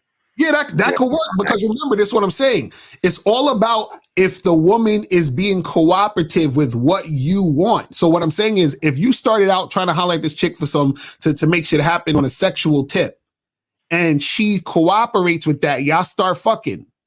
And then after the fact, let's say y'all just, fizzled out, y'all haven't seen each other for a few months, y'all was really fucking, and then she does real estate, and then you hit her up and you say, yo, I'm trying to do this real estate thing, blah, blah, blah, let's make this happen, y'all make that happen.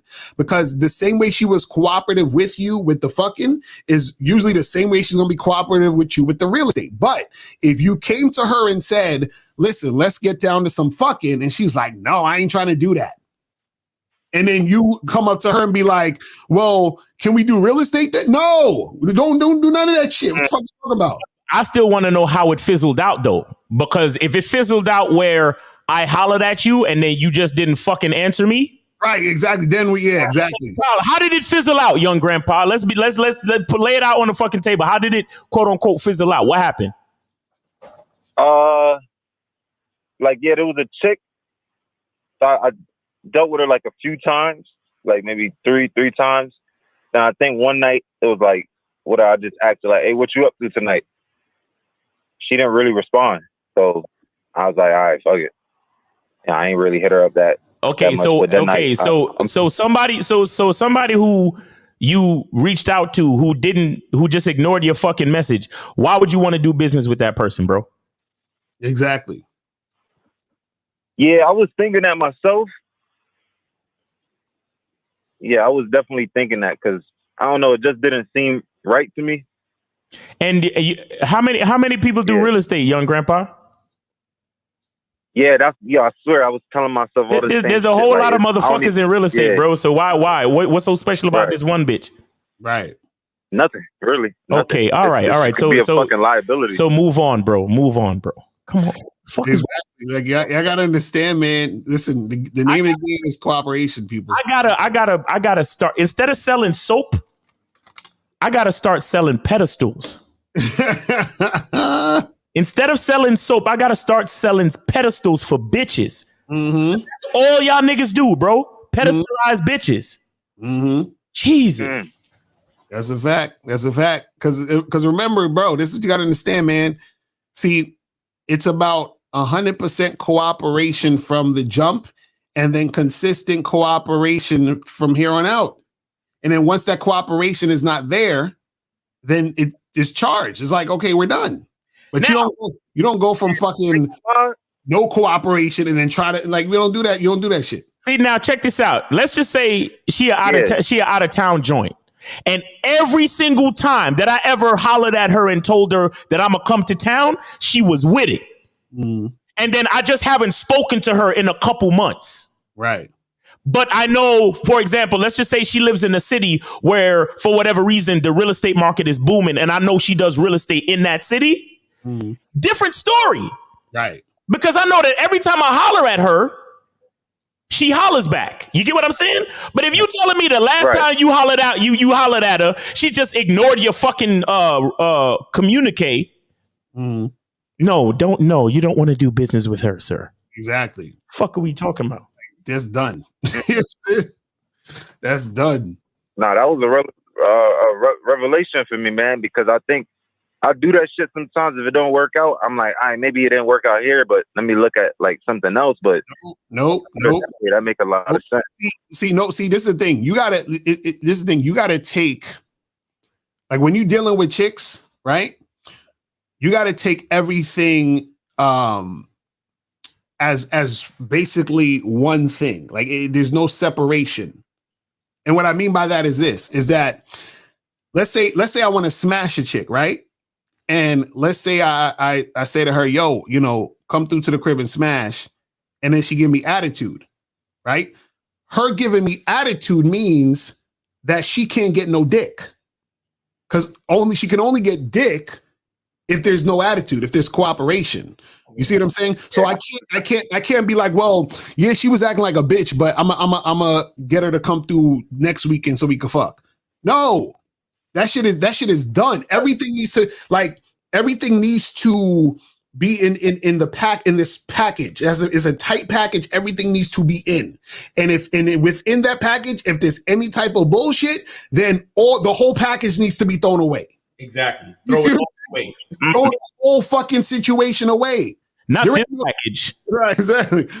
But you can't be on some shit where it's like, well,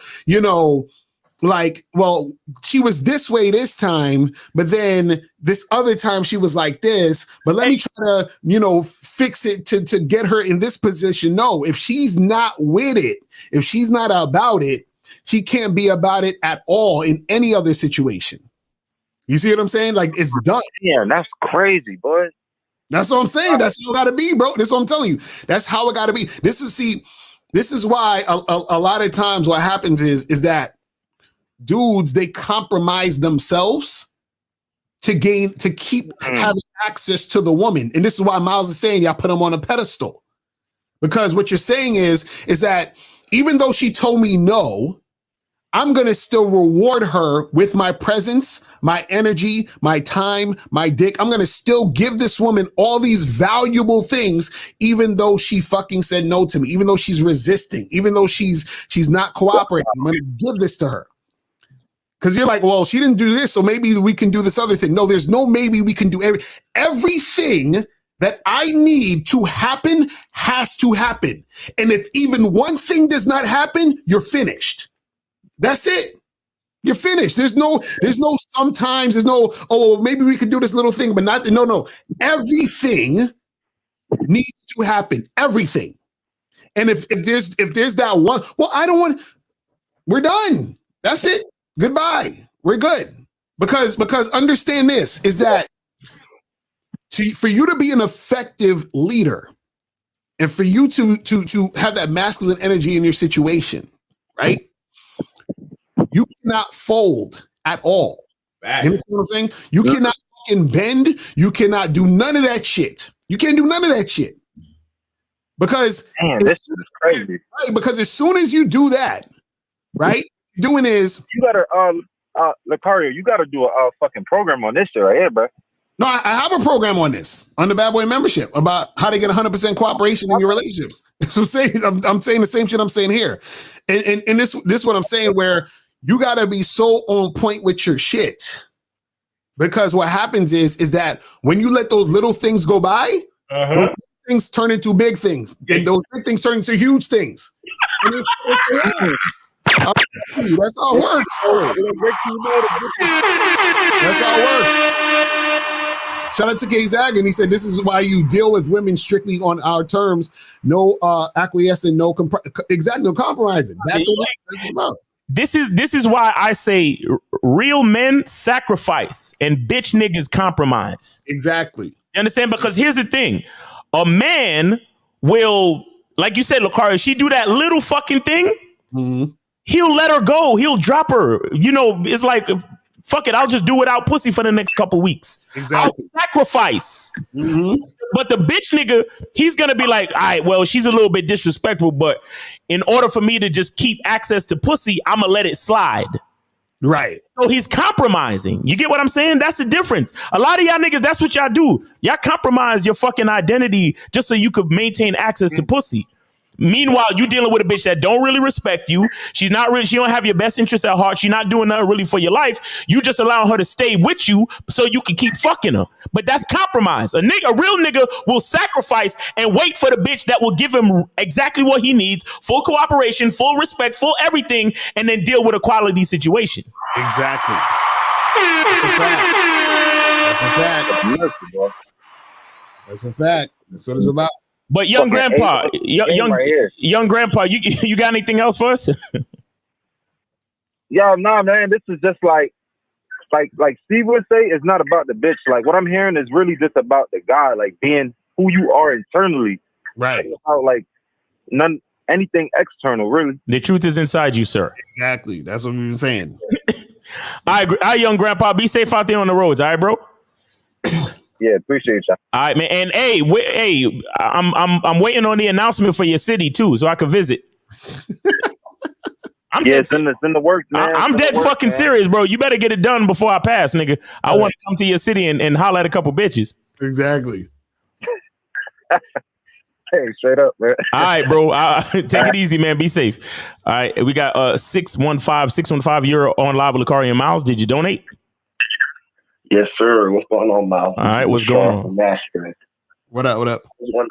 Wait, how old are you? We need your age. Real quick. I'm 24. 44. All right, go ahead, bro. No. 24. 24. Okay, good. Go ahead. Yeah, man. So I was wanting some game on if I'm doing something wrong or not when I'm going out alone. Yeah, more than likely you're doing something wrong. But go ahead. Well, I was out. Wait, hold on. Wait. 1 second. Do you have us on speakerphone or some shit? I do. Yeah, please speak directly into the phone, please. Take it off speakerphone. Can you hear me better now? Yeah, that's better. Go ahead. Okay, so I was out cold approaching at the bar, and I was talking to these two girls outside. I got done with that, was getting ready to go back in the bar.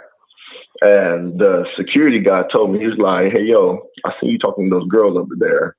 And, you did good, but the bartenders are low-key hating on you. They saying you going up and talking to every girl. So I was like, that's kind of weird, This is like the second time it's happened to me. I mean, not like back to back, but it's happened to me before where, I've heard that the bartenders were, not really happy that I was going around and approaching or mass approaching the chicks in the room. So my question is there a way to, have you ever run into that situation before? And how do I navigate that situation where I'm out just approaching these chicks? Because when I'm out at the bar, I always go out alone. And if I'm not talking to no chicks, it just makes me antsy, especially if I'm not talking to these bad chicks. I don't see the issue with it, basically. But hold on. Did they kick you out the establishment? They didn't kick me out. But so what did they wait. What did they do to stop you from doing what the fuck you was doing? Right. No. I kept doing it. Okay. Listen.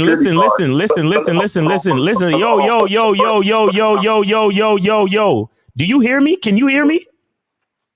Yeah, bro. Yeah. When I start talking, that means I need you to stop talking. Are we cool with that or what? But I want to give you some more information. Yeah. No. Hold on. No, bro. Listen. I'm doing these things for a reason. You gotta trust me, bro. You called into my show. I just need you to trust me. All right, bro? I got you, bro. Okay. So now I just need to know how did you get into a conversation to find out that somebody was quote unquote hating on you? Well, he came up to me. The security guard came up to me. The security guard came up to you. Just out of nowhere and just said to you that the bartenders was hating on you because you hollering at all the bitches in the spot? Yeah. Okay, and what was your response? I said, okay. Uh-huh. I said, okay, why? What's the issue with that? I asked him, like, what's the issue with me talking to chicks? I mean, this is a place where, you know, people are out trying to meet people. And what was his response? He said he really don't know. He said they just didn't like that, you know, you was just going up to all these women or every girl that you saw and just, you know, talking. He said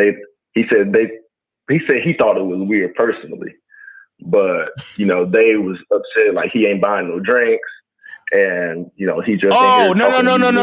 Okay, so here's what you got to understand. Because I have dealt with that before. They claim, I remember, Lakara, you remember we was at that club in New York? That day, I remember that time, right? We was hollering at all the bitches and we didn't buy any drinks. Mm-hmm. I think we were still a little broke at the time. Mm-hmm. And we didn't buy any drinks. But understand this. Don't be fooled. The real reason why they claim to have an issue with you is not because you was talking to the women. It's because you didn't have a drink in your hand. Right. Okay. It's a money business. It's a money thing. It's a business thing. They'll tell you that shit to take you off your game.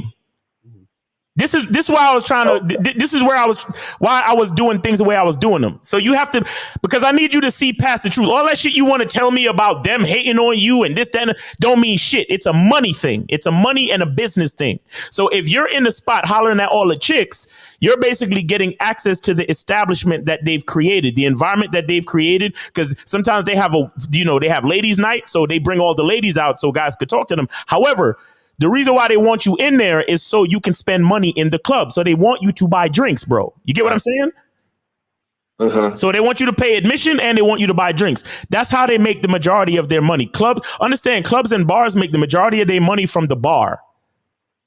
Uh-huh. You understand? Because they'll spend, 20 something dollars on a bottle of liquor, but then they'll charge you $8 per ounce. Right. You know what I'm saying?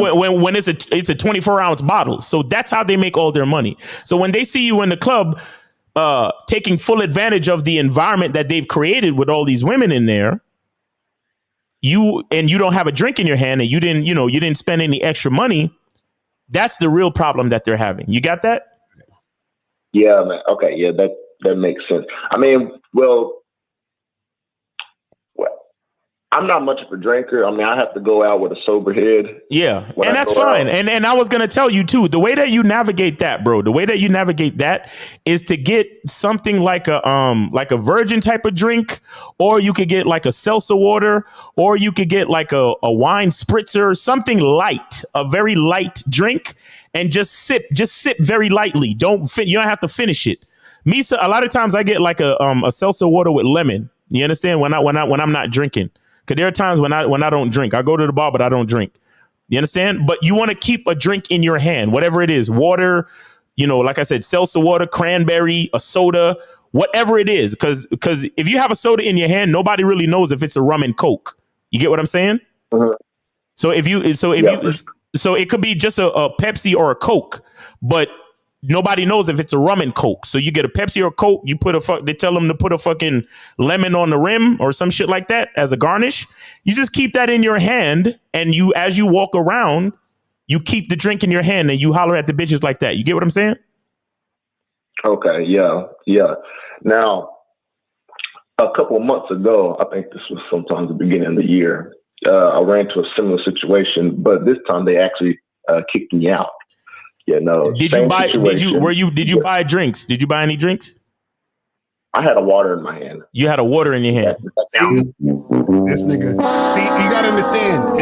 Again, when you go into these places, the first order of business is to make money. Now, if you was buying drinks, they wouldn't give a fuck about how many girls you're talking to. Right.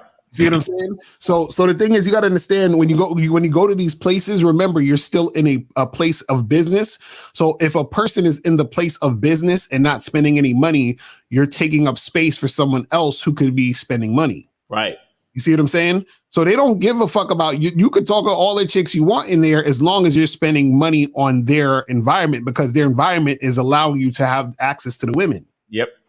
Does that make sense? And this is a part of the game you have to understand. In order to get, you have to give. Exactly. Or you know another thing you could do too. You could order a light beer. So you have a beer in your hand, like a light beer, or sometimes they have non-alcoholic beer too, where you could get even if you don't like the taste of beer, as long as you have something in your hand. Go ahead, Lakari. My bad. All right. And that's what I'm saying. Like you can't go up in these spots and not do anything. If that's the case, don't go to bars, just go to the park or stay outside and holler at chicks. You feel what I'm saying? But don't go into the bar and not buy a drink or anything and then think you're gonna just chill there. You see what I'm saying? It's one of the things where, you know, they're gonna look at you funny style, and that's what's gonna be the issue, not that you're actually talking to women. See, the guy who's the bouncer or some shit or whatever, and he was talking about the bartenders, and he's indirectly trying to say something, but he's not really saying what it is, because he doesn't want to really tell you, hey, you got to go buy some drinks. You understand what I'm saying?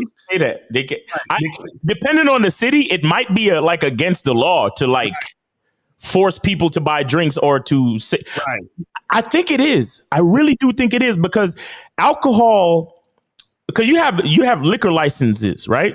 That give you the right to sell alcohol and things like that. In certain, depending on the establishment, you can't because remember, they have alcoholic beverages, but they also have non-alcoholic beverages at every bar. Right. If I'm not mistaken, you can't you can't tell the person, hey, buy an alcoholic drink or get the fuck out my establishment. You can't say that to someone. Right.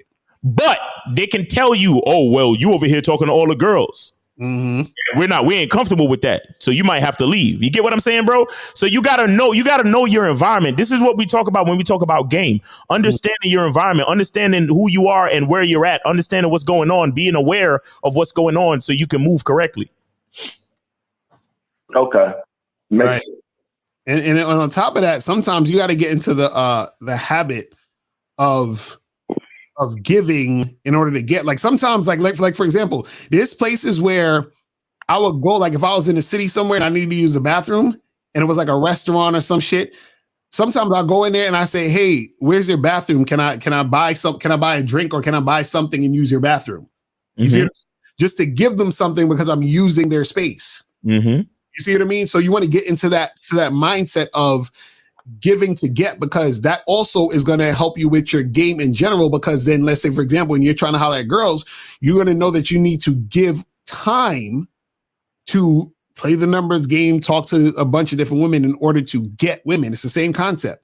Right. You see what I'm saying? So the same way we have to give your time, right? You always have to understand or have the thought process of, let me give in order to get. This is why me and Miles can fucking, live the life we live and have this business. Because look how much time we give to these live streams and videos and doing all this other extra shit, which is why we're able to get a customer base in order to make the shit happen. So there's no getting without giving. You understand? This is why even fucking like the passport bros, they got to give all this money to get some pussy. It's the same concept. You see what I mean? So don't go in there freeloading, just trying to get a water and then expect to get maximum results. That's not how it works. Okay, that makes sense. All right. All right, bro. I appreciate the call, man. You have a good day. Be safe out there, man. I think we got Monogamous calling back. Monogamous, what's up, man? No, sorry, Moses. My bad. Yeah, how y'all doing? Sorry to call back, but off that other caller, what he said, I just wanted to chime in on what he said. Let me tell you this: I use game to maneuver to these situations. Like I remember this one spot where there's lots and lots of women. You always used to go there, approach women, and then at some point, the security guards kicked me out. He's like, "Yo, the owner doesn't want you there because you was sexually harassing," even though I wasn't. You understand? I'm like, nah, I wasn't sexually harassing. Tell me the truth. You understand? Like I'm just chilling. They're like, nah, the people saying that you was getting so much complaint. No, that's because y'all didn't want me to buy drinks in there for 25, like small cups of drinks for 25 plus tax, like $28. That's why. But it's all good. Fuck y'all. This spots, millions of spots. I found the other spot. Or I like the moment I start practicing going out, I'm like, okay, let me talk to the security guards, be cool with them, give them that, chat with them a little bit. So once I start doing that, and that's the lesson I'm giving y'all. Do that. You understand? And then he was able to introduce me to the bouncers, to people's in there, So when I come in there, even if I don't even buy drinks and they don't fuck with me. Right. And because they thinking, because the spots I go to is dark and there's a lot of people, so it's hard to see. You heard? Right. So when I go in there, so sometimes they think that I'm going to buy drinks, but I'm not. They sometimes I could even come in there with a bottle of juice, cranberry juice from the dollar store or something, and I could come in there, right, and then take a plastic cup and then just easily go to the bathroom, pour it in a cup, and put the juice back, the bottle juice back in my pocket, and just go out. And then they like, yeah, I got a drink in my hand, I'm chilling. Right. And you smart ways. There's ways to maneuver. You just got to practice. How did I know these things? I practice going out, which is using game. Exactly. So now that gives me the opportunity to keep going, keep hollering at women, keep talking to women. So these spots, they love when I come to these spots. I don't even have to buy one drink. Right. And they don't fuck with me. Right. You know what I'm saying? And also one last thing I want to say is some spots are racist. When they see black people, they trust me. That happened to me. When they see black people, they automatically think that, yo, these black people coming here to steal the girls, bro. Right. Free freeloading ass niggas. They want to steal all the girls and not buy no drinks. Exactly. That's why we got kicked out. Right. Drinks is like almost $30. That's New York, bro. Yeah. That's New York, bro. Niggas ain't trying to spend money for where you are. You want me to spend money? That's simping, pretty much. Like, you want me to spend money, $30 for a chick? Like, come on. I just wanted to put that out there. So yeah, just be careful when you go out. Do that. That's what I do. You know what I'm saying? Like, I'm always chatting with the security guard. You understand? Just so they can remember my face. So when I go in there, even at times when I don't buy drinks, they don't fuck with me. Sometimes some spots you asking for a juice to drink for, sometimes it's free. Exactly. Yeah, like the cranberry juice be free, the water be free, shit like that. Yep. Yeah, I'll be like, yo, pour me a cranberry juice. That's it. Yep, exactly. and I just walk up. I played smart. You know what I'm saying? So the owner can see that. Yeah, I got a drink in my hand, but no, I'm not. I'm not coming in here to buy your drink. I'm coming in here to practice game and holler at bitches. That's it. So thanks for taking my call, man. All right, man. Take it easy, bro. Be safe out there. All right. All right. Let me fill these lines and then we can finish up with these questions. Yeah. So let's get to, let me see where we was at with the questions. All right, says, I find it kind of difficult to approach chicks in the street because I think people are going to watch me. How do I choose that? That's always the situation for guys who are scared to approach. Y'all be thinking, what's so ironic about it?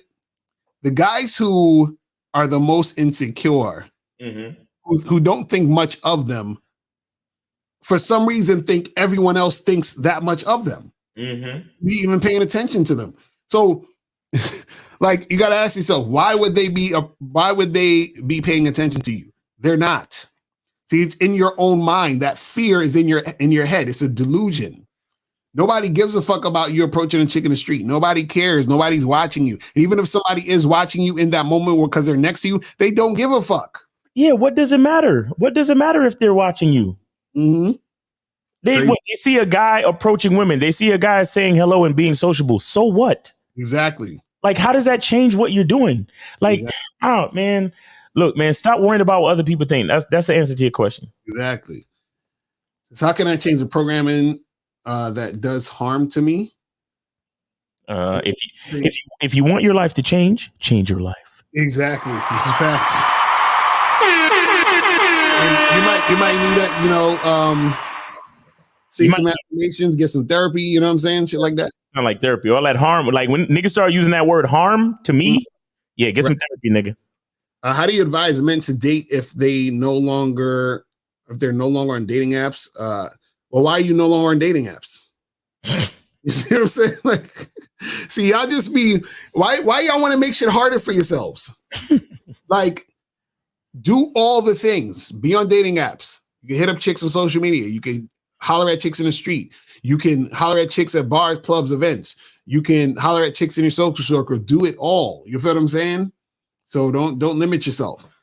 How do you get to the point where you can lead the conversation and situation afterwards? You should be always leading the conversation and situation. What do you mean afterwards? Yeah. You see what I'm saying? Everything needs to be you leading, guiding, directing, and making the things happen the way you want it to happen. And once she stops being about that, then you stop fucking with her. It's that simple. It's really simple, guys, to deal with these chicks, to deal with this shit. It's like, yo, you tell a girl this is what it's gonna be, and she follows, then you continue to go down that path. Or you tell a girl what it's gonna be, she says no, and you stop fucking with her. It's that simple. I understand, man. You know what the problem is? Dudes be meeting women and they're like, oh my God, she's my dream girl. She's so hot and blah, blah, blah. So when she says no, you're trying to find ways to get her to say yes. And it's like, stop wasting your fucking time. Stop thinking about all this dream girl shit. Which email address can I send my new Woman Love Sex shirt to? And can you use it if you want? What is he talking about? I have no idea what he's talking about. Does that even make sense? He sound like you're on the spectrum. I don't know what's going on with that. You have to holler at us later at some point. I was listening earlier on the show where y'all saying you shouldn't have a friends with benefits relationship longer than a year because she will want more. No, what we're saying is you can have a friends with benefits situation for years. What we're saying is that when you're having a friends with benefits situation, right? It shouldn't be all the fucking time. So when we're talking, see, there's a difference between vetting a woman for a long-term relationship and having a friends with benefits fuck buddy type situation. If you're vetting a woman for a long-term relationship, yes, you start out with y'all just fucking every week, you see them or whatever, and y'all hook up, and then you start gradually going on dates and you start gradually doing other things that turn into her being consistent and cooperative over that period of time. And then you say, okay, you've earned the right as girlfriend. Now, if you just want a fuck buddy situation, that means that all you guys are doing is fucking. But if all you're doing is fucking, you should not be fucking the same chick every week for years or for a year or whatever the fuck it is. Because if that's just your fuck buddy, then that just means y'all having sex for that period of time, and it's never going to be nothing but sex. Exactly. And you're supposed to expect that it might fizzle out. Exactly. And you're supposed to be talking to other women and fucking those other women too. So if you're fucking 3 or 4 women, how do you have time to be fucking this one girl every week? Mm-hmm. You see what I'm saying? See, that's the problem. Yeah, you guys got to understand where it's like this. Y'all have to understand what you want exactly and then go down that path. The problem is y'all don't understand what the fuck you want. So therefore you don't know a path to go down. Because they don't understand their masculine identity.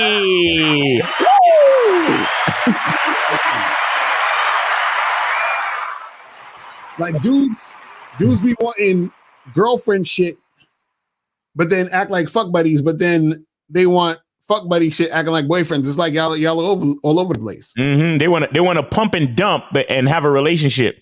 Exactly at the same time. It's like, what are you talking about? Crazy. Oh my God. How do I tell her I want a casual relationship without sounding like a player? Why do you give a fuck about sounding like a player? Just tell her what you want. Just tell her what you want. Stop being a bitch. Just tell her what you want, and that's it. You know what I'm saying? And if she's about it, exactly. You know what I'm saying? I think that's it. I think those are all the questions. Bada bop boom pow. We're done with the questions. Oh, all right, man. That was a good show, man. That was a good show, man. Shout out to all the callers and stuff. Mm-hmm. And guys, man, if you're going in, AJ Lena got another one. What if she offers a cook, but all you're doing is smash it for a long period of time? Do you decline? Yes, decline. Just keep fucking her. That's it. Exactly. Don't be blurring the lines, people. You feel what I'm saying? Y'all got to be the one to create the situations, man. You gotta understand these things. You're like, we just fucking. Because what you got to understand is that the reason why she's offering to cook for you is because she's trying to help the situation move to where she's trying to get it to go. Exactly. But see, your thing is, if I decline her cooking for me, she might take away the pussy. Exactly. Again, I'm gonna start a pedestal company. I'm gonna start Miles Cunningham pedestals for women. Exactly. Put your woman on this pedestal. Put your woman on this pedestal. Or not just the women. I'm gonna have women pedestals and pussy pedestals. Exactly right. Which one should? No, both of them gonna cost us $2,000 per pedestal. Right. Like Jesus Christ, man. But so tomorrow me and Steve are gonna be doing a show at noon. So make sure you tune in for that. Also, keep a lookout because we're gonna be putting up the joint soon. Yes, we're gonna be putting that up soon. You guys are gonna get to see the Game Kings 2 Silverman Seminar in New York City. We're gonna be putting that up soon. And yeah, man, so you guys can purchase that soon. All right. It'll be on both memberships and you'll be able to get it individually. You feel what I'm saying? If you just want to get it individually, but we suggest you get on the membership because then you'll be able to get that plus every other fucking thing that we got on the memberships. You know what I'm saying? Which is, the smarter move. But if you just want the documentary by itself, not documentary, the seminar by itself, then that's, you could just get that. And, so that's going to be that. And remember, we're going to be doing the next seminar in a Labor Day weekend in Vegas. So make sure you come out with the information for that. You guys get your tickets ASAP. You feel what I'm saying? And also, the Game Kings 2 documentary, we're going to be working on that. Don't look for that until probably next year, early. Sometime next year. You know what I'm saying? So that's far in advance. So, man, imagine how many fucking notes and revisions we're gonna have to do on that bitch. That's gonna be a lot of shit, but it's gonna be tight. It's gonna be tight. It's gonna be tight. You might have to holler at Netflix. You know what I'm saying? Be like, you know what I'm saying? That shit will be crazy. But yeah, man. So guys, we appreciate y'all tuning in. Yep. And we will holler at y'all later. And remember, guys, the truth is inside you. Peace. We gone. We out. Later. When it comes to being a man, it's about being that rock. It's about being stable. So first, you're going to have to find discipline within yourself. Do you have that type of discipline? Do you even have the heart to be ruthless? Women need leadership. It is in their nature to seek out leadership. You can't do it 99 because all that's part of a man. You got to do it 100. Apparently, these women out here having sex with somebody. Apparently, they're getting pregnant with somebody. Shoot, somebody getting some. You should look at something like hypergamy and allow it to inspire you to always be evolving, getting better, expanding, developing. There are things you know, there are things you don't know. Then there are things you don't know you don't even know.